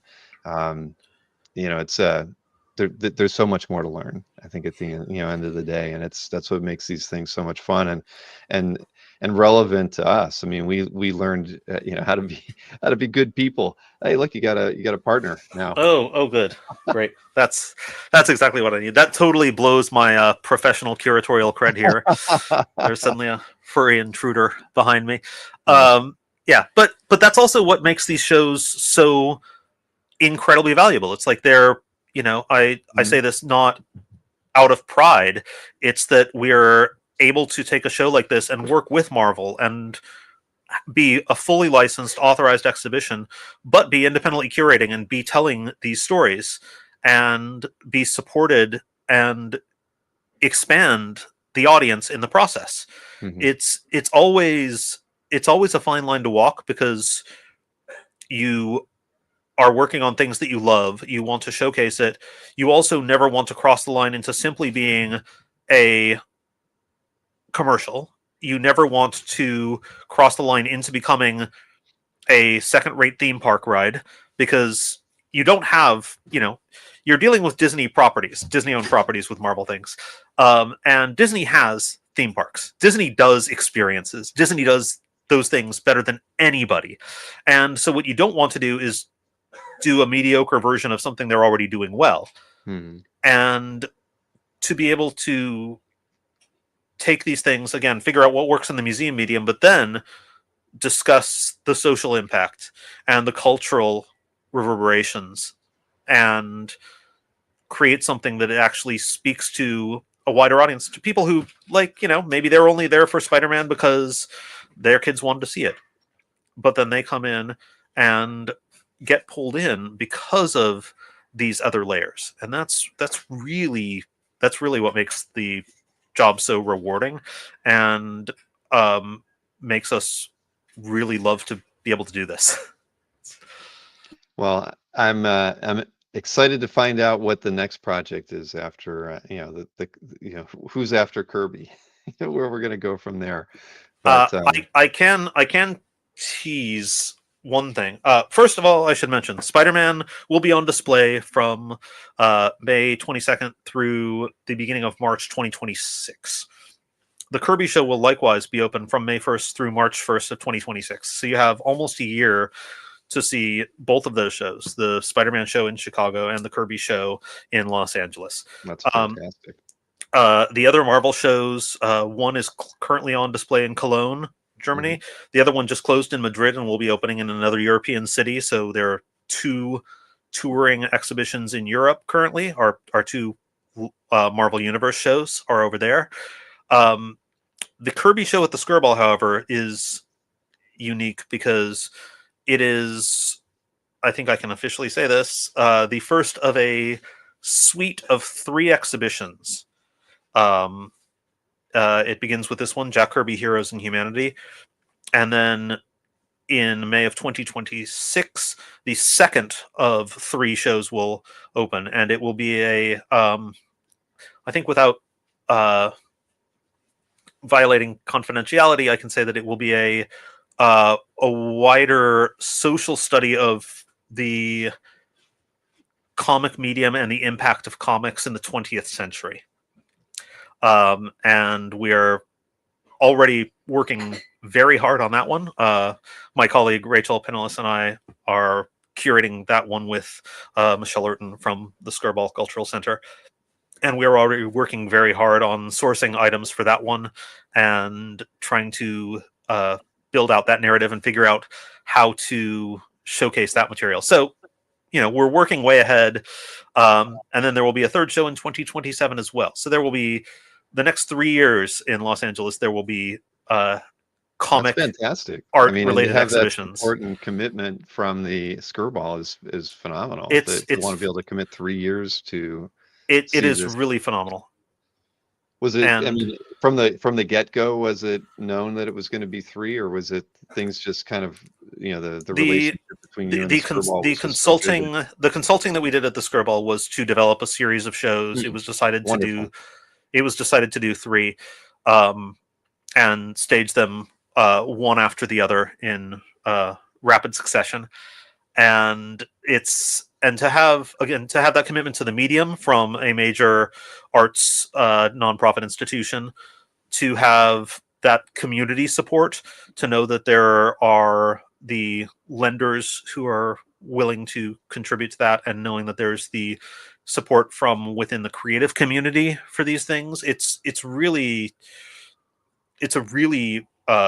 humbling and exciting opportunity. And so the second show will follow hot on the heels of Kirby, and will build on a lot of the narrative threads that are laid in the Jack Kirby Heroes in Humanity exhibition, just expanding to a slightly wider canvas of and I say slightly wider because Jack's imagination was obviously unparalleled and practically infinite. So you can't really get much wider and more expensive than Jack Kirby. That one person's imagination contains multitudes. But what we can do is we can discuss a number of other influential creators, a number of other social trends, and look at comics as a medium through the 20th century and the cultural impact and communication between comics and larger popular culture. So I sense a tie back to hip hop in some fashion or some level, even if In it's some small. ways, everything like everything we've done up until now will also as I said, everything we do builds on everything we've done before. So yes, there will be certainly some hip hop elements, but there will also be elements of Kirby. There will be elements of Marvel and DC, Mhm. and the Archie exhibition that I curated as a pop up at the Comic Con Museum for their soft open. Um, we will. That's you look at non superhero stuff. You look at Archie. You look at funny animal books. You look at the underground books of the 60s and 70s. You look at the not only the Crumbs, but you look at Von Bode's work and how Sure. incredibly influential that has been in popular culture. You look at comics as a medium, and there is such an incredibly wide tapestry to pull from. And yes, there are the things that, if you're a comic nerd, you probably know the sort of basic beats of Superman invents the superhero, Archie creates the concept of the teenager, um, underground comics subvert everything, Mad Magazine's irreverent sense of humor, and EC and the social chaos and censorship of the 50s. Like there are those big beats, and those are things that obviously you have to include in any sort of social history of comics. But there is a wider and more expansive story to be told there as well that we can build around those beats and weave those beats in naturally. So it's going to be a really really exciting experience. I'm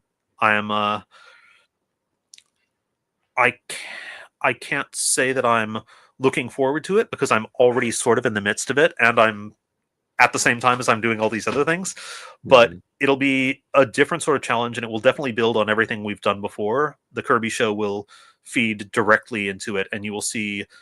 I think that once the next exhibition opens there will be an even greater appreciation for Jack Kirby and Jack Kirby's influence and impact when the elements that have been laid down in the Jack Kirby retrospective are suddenly seen on a wider screen and interrelated and sort of crossing over with all of these other cultural things. So it's going to be the, I'm very very excited for everything at the Skirball, and therefore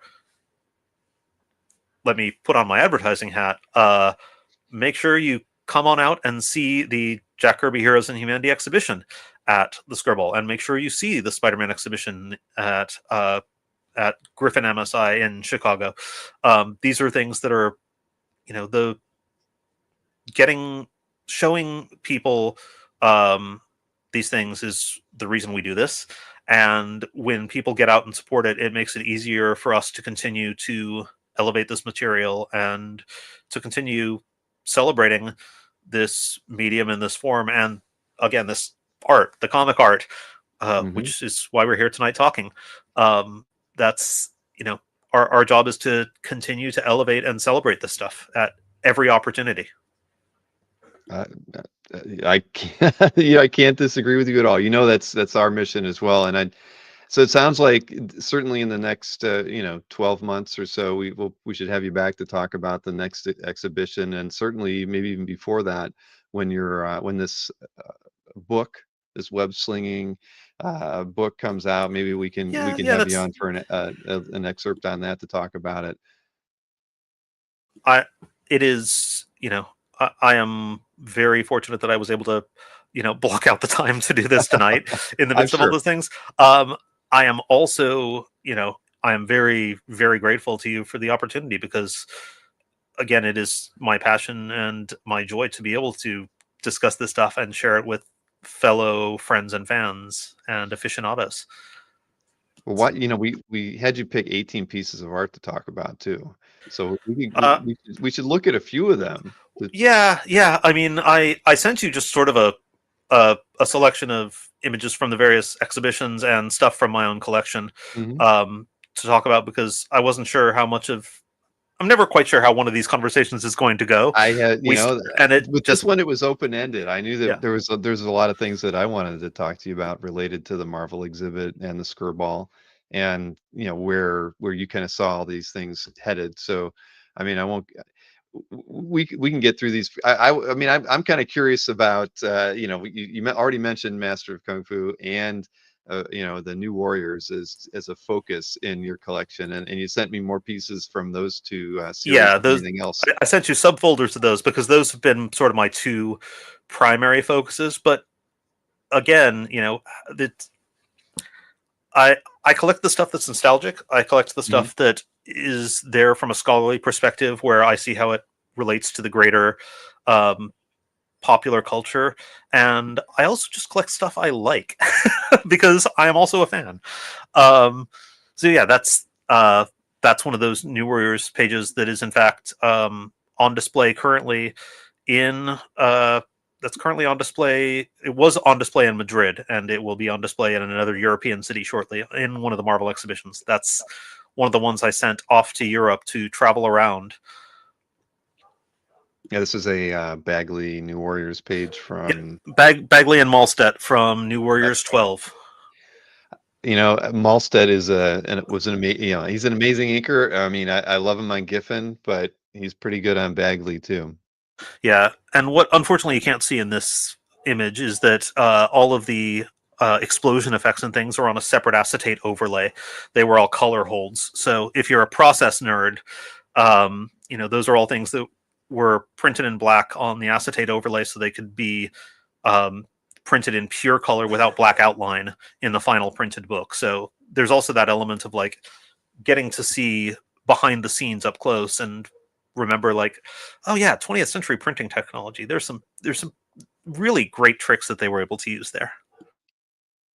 That is true. This is a nice page, very nice. And I know Bagley was on New Warriors a bit, and you sent a few pages that Yeah, Bagley. I sent a selection of the New Warriors and the Kung Fu because again those are really two of my prime collecting focuses. Um, the stuff I was fortunate enough to be able to pick up and then um, I treasure because it was the comic I was waiting for every month as it came out. I understand. So you would say as a collector, then nostalgia. Do you think that plays more a role in the pieces that you choose to purchase, or I is mean, it for it's you? nostalgia, but I don't know.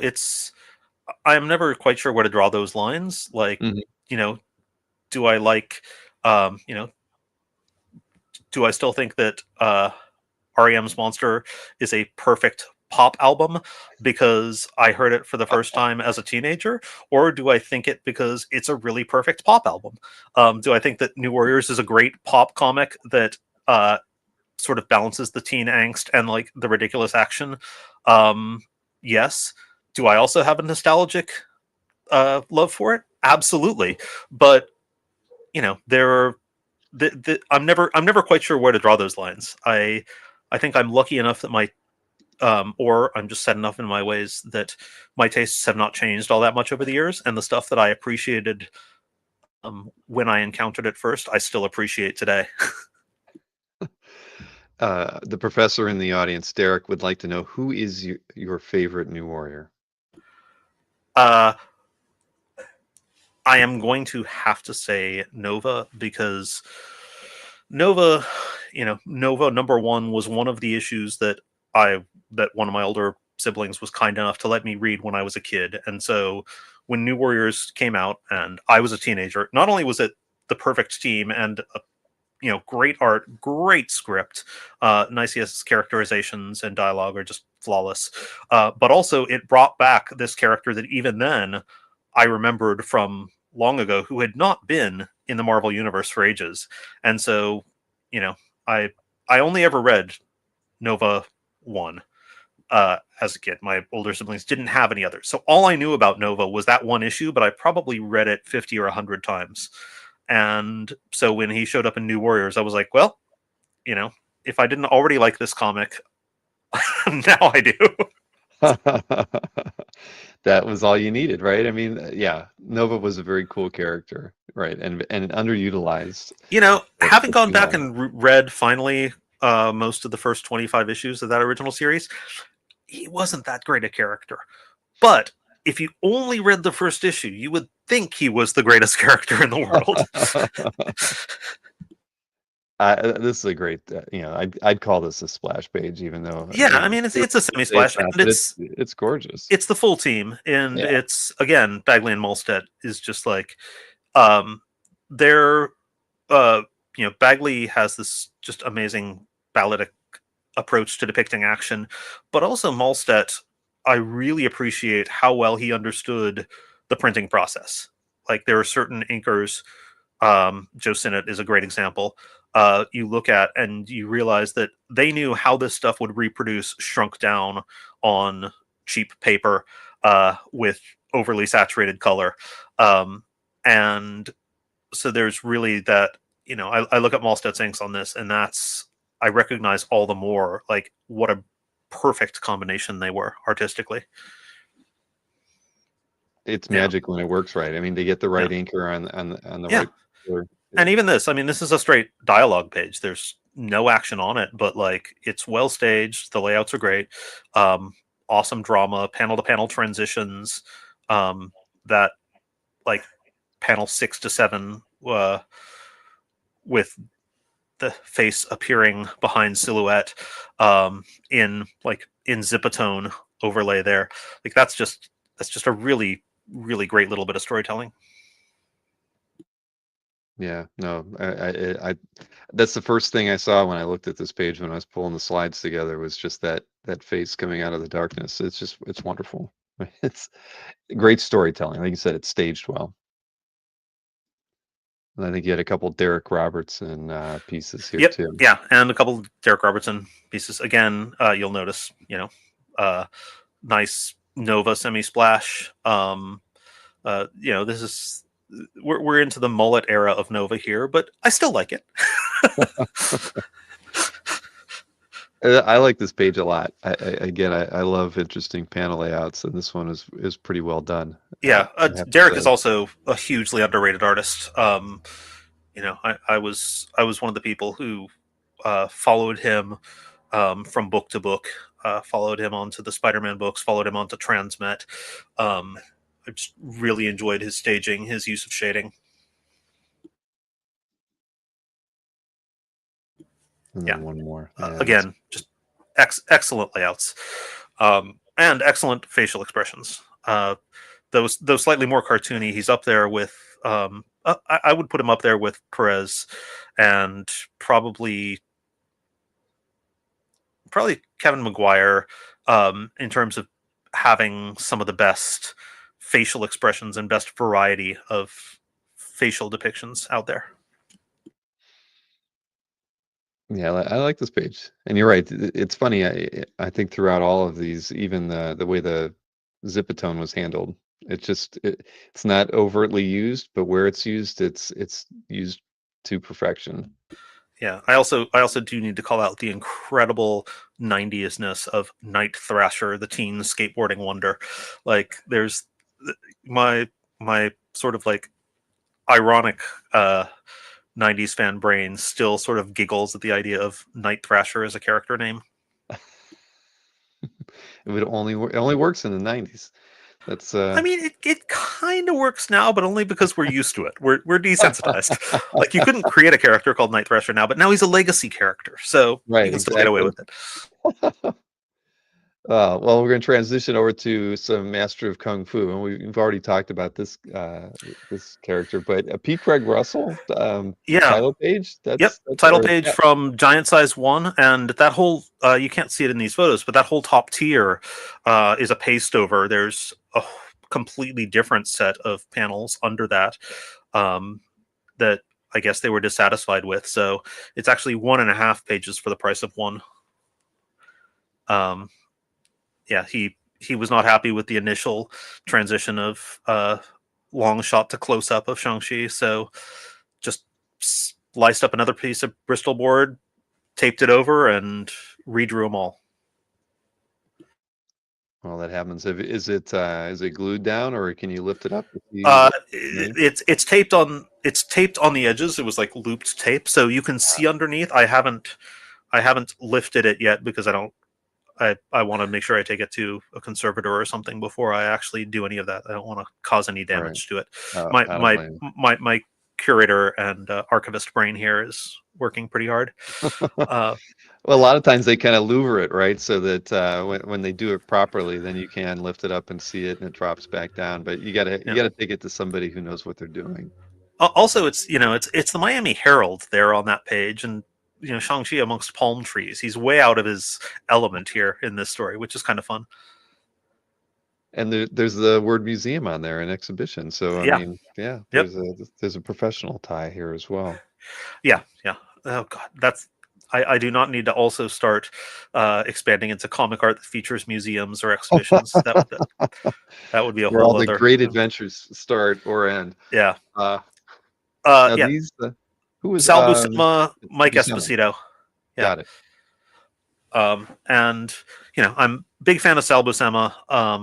I feel a hugely underrated journeyman artist.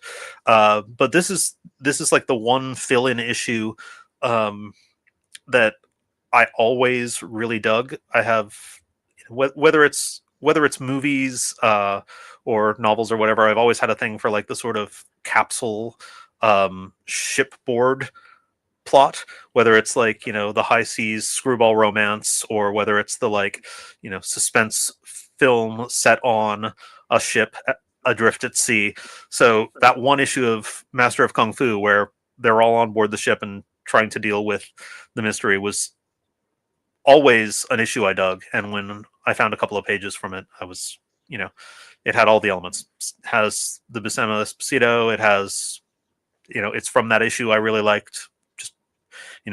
Super cool stuff. And again, up until a few years ago, Shang-Chi art was, incredibly affordable, practically dime a dozen. You could find this stuff, sitting in the back of folders where nobody was thinking to show it off. Exactly. Yeah. Sal's work has definitely increased in value in the last few years as people really have, I think, respected his work more. I mean, he was so prolific that I think he was just kind of overlooked. There's so much of his art on the market, but we've definitely seen, there's a few Facebook groups that are devoted to Sal Buscema. I think that he's definitely got his due, and the people who got pages when they were affordable are very happy now because they're hard to get, especially from runs where he's considered an important artist on it. Like his Hulk pages are really harder to get these days. Yeah. But This hey, is sort you of only lucky in that it's the fill in. It's not any of the primary Master of Kung Fu artists. So it's that fill in issue, and you're not getting it's not a Gene Day, it's not a Mike right. Zack, it's not a Exactly, but Galassi. you're So 19 pages away from a complete issue. Just and you might be able to afford them if they were all the opportunity presented itself one day. I should say I'm actually only 18 pages away because I do have a third page that I didn't send a picture of. All right. Well, there So we go. See, anybody that comes across this, I did put your gallery link in the show. Well, I haven't put it in the show description yet. I put it in the chat, but I'll make sure it's there. So if anybody has a page from this issue, they should reach out to you at least to let you know that where it is. yeah, there are a handful of issues where I've that, and I think I sent you a splash from the Bob Hall Nick Fury #1 from '89, and I think I have 11 of the 22 pages from that book now. So yeah, that's the one. That's yeah.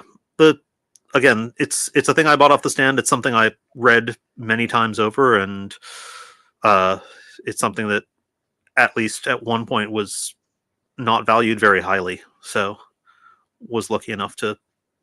I'm never going to be able to put together the complete book, but you know, I have some of it. That's cool. Now, you had a couple of cover prelims in here. I thought this one was really Yeah, great, though. I love this.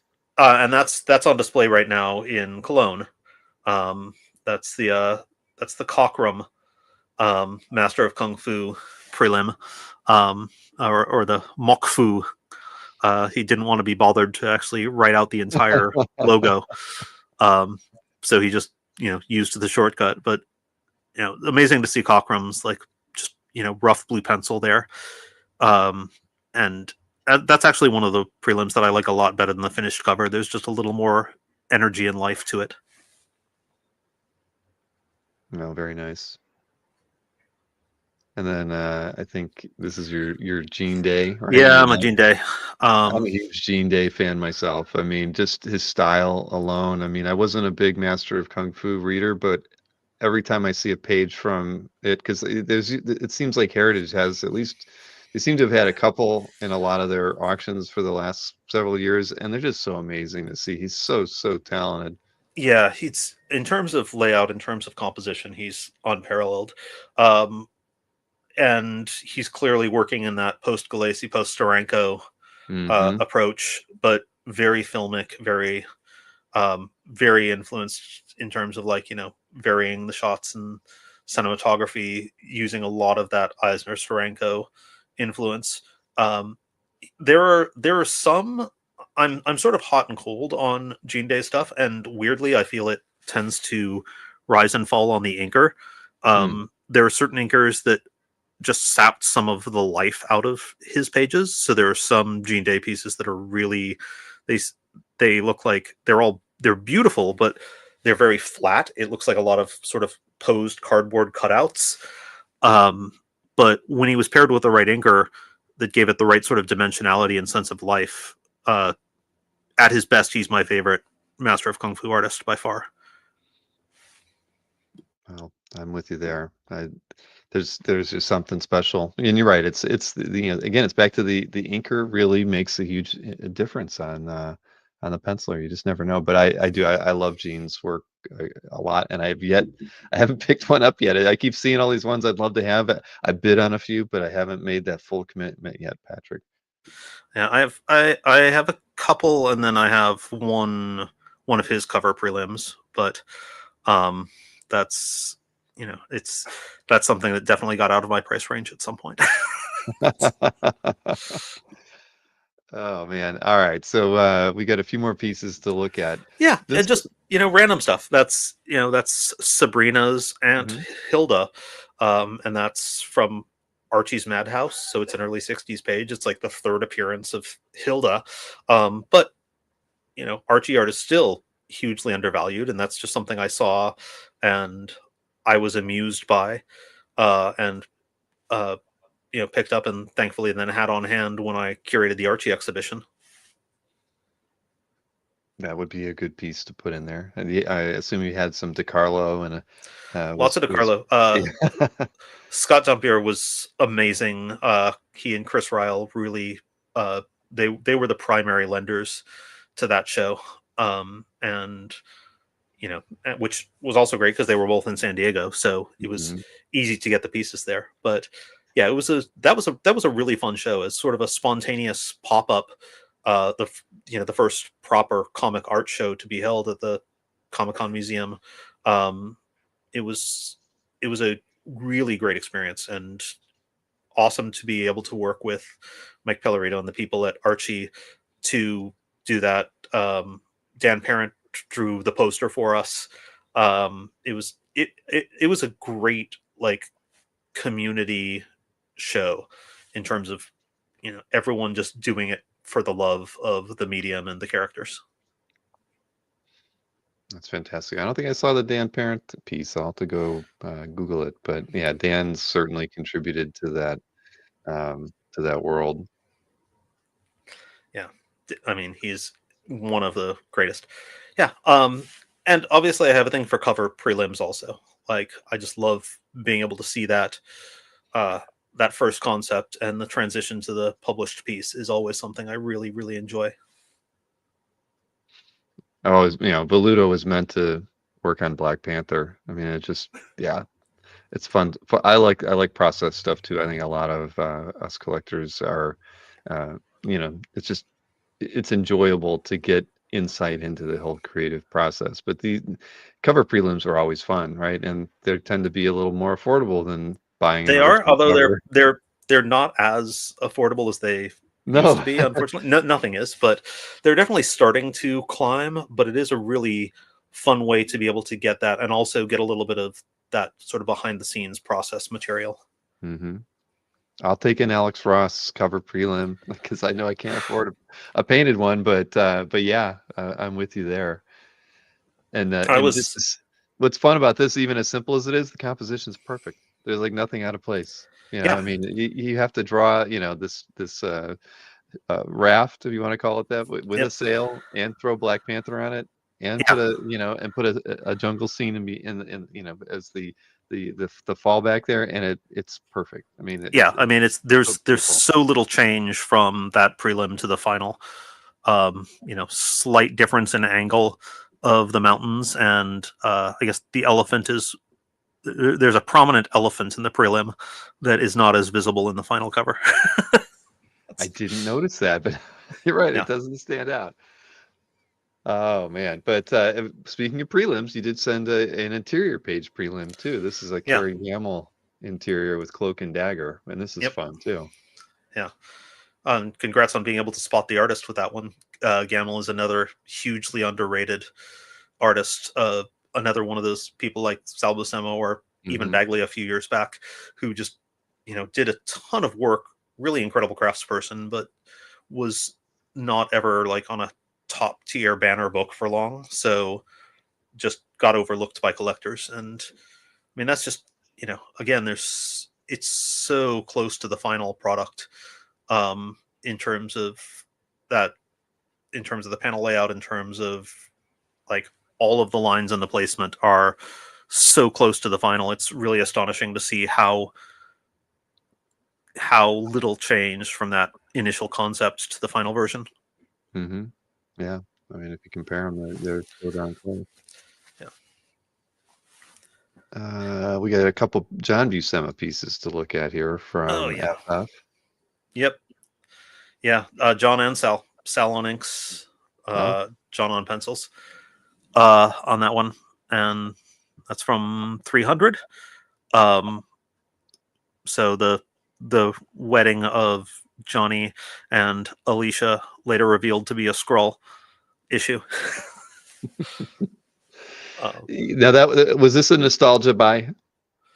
that's um, I can tell you exactly where and when I bought FF 300 off the stands.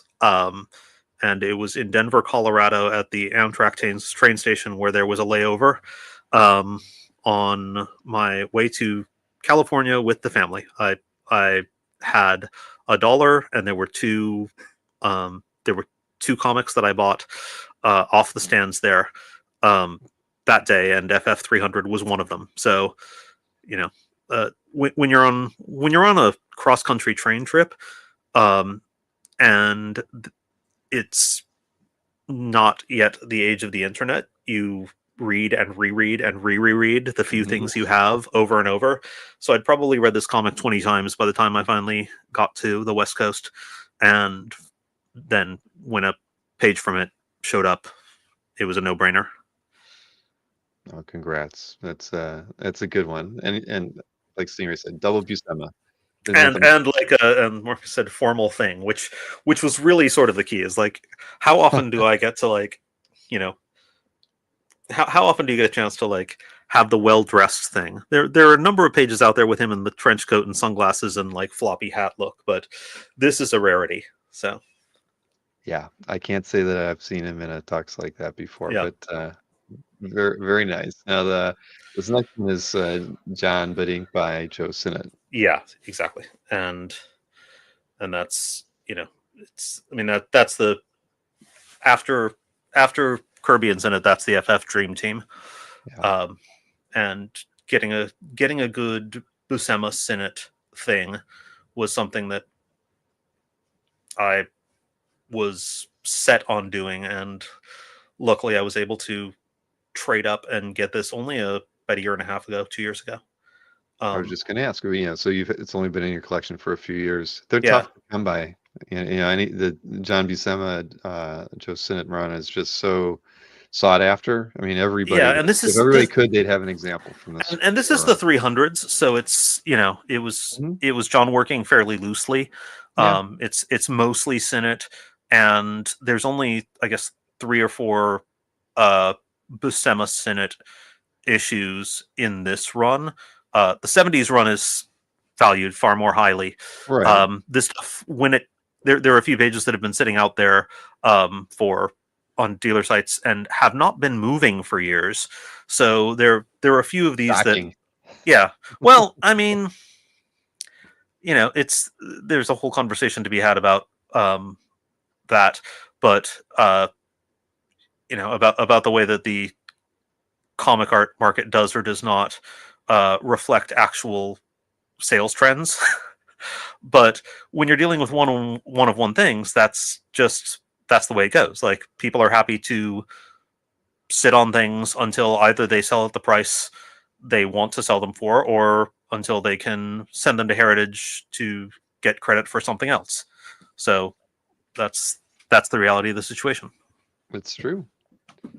And the thing is, I have a pencil piece by Joe of the FF, all four, and I mean, he's just so perfect. I mean, it was so Yeah. well suited for that book. I mean, he was on it for so long. I mean, he could take John Buscema some roughs and still make them look like they were drawn, fully by John. But it, just Joe Sinnott's, there wouldn't be a Marvel without Joe Sinnott at the end of the day. I mean, I think he defined the look of so many characters, and he was so consistently good for so long that Marvel was very fortunate to have him on staff for as long as they did, because I don't know where Marvel would be without him. At least from the books and the eras that are most key to me, it wouldn't be the same without Joe. Yeah, and again, this run in the 300s, like, there's a number that are Buscema breakdowns with Romeo Tanghal inks, Hmm. and there are some that are it's sort of, from 300 on, there's sort of this weird mishmash of John does breakdowns for some, Sal does breakdowns for some, Keith Pollard comes on, Sinnott inks some of all those, but then others are inked by Romeo Tanghal or by Sal Buscema inking himself, or Sal inking John. It's this really rapid churn of different art teams there. So if you can grab, I guess, the 302 through 305 or 6 is that Buscema Sinnott real, like, magic team reuniting the 70s art team. All right, well, we have one last piece to look at, and it's not really a piece of comic art, but Nope. Al Smith, Well, Mutt and Jeff I mean, fame, kind of is. kind of. It's, and it's just something that, like, it's just a weird, sometimes you just see something and it strikes you, and sometimes, like, it, there are many of us who remember, when you would go to your family's house for the holidays, and your aunt, like, the one crazy aunt would have taken down all of the art in the house and replaced it with Christmas themed art or Right. whatever. Or, the grandparents would take down the portraits and replace them with, Christmas decor. So there, every now and then I see something where I'm like, you know what? This would be a nice thing to sort of swap into the house for a little bit. And something like that, that's, again, it's a nice sort of emotional piece in terms of, it was clearly done for charity. It's classic Mutt and Jeff characters by, one of the character's major artists. Hmm.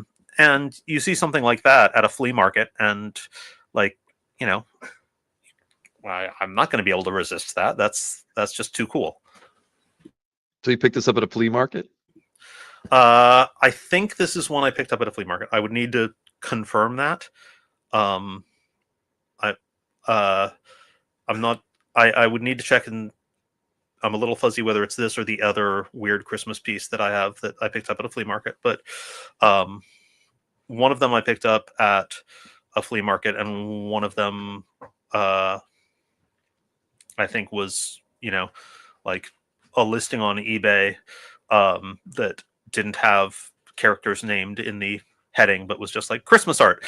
And I was searching for Christmas, and it popped up, and I was like, "Yep, Might as well absolutely, have been in a yeah, flea market with that kind of a description. exactly." The good old, well, that still happens occasionally on eBay where people don't know what they have, but But you need to doesn't be happen often enough really, anymore. you need to just have luck and be searching at the right moment for the right term. So Exactly. Well, listen, Patrick, this was fun, informative, and everything that I hoped it would be. I mean, I'm thrilled about the Skirball exhibit. I hope I can make it. I am going to San Diego, but I don't know if I could swing it a day to get over there to see the exhibit. But let me one way or tell another, you, if I get to the the West Coast, Pacific I'm going to go. the Pacific Surfliner, like it is cheap. 20 to $25 for business class, 3 hours Amtrak direct from San Diego straight up to LA Union Station.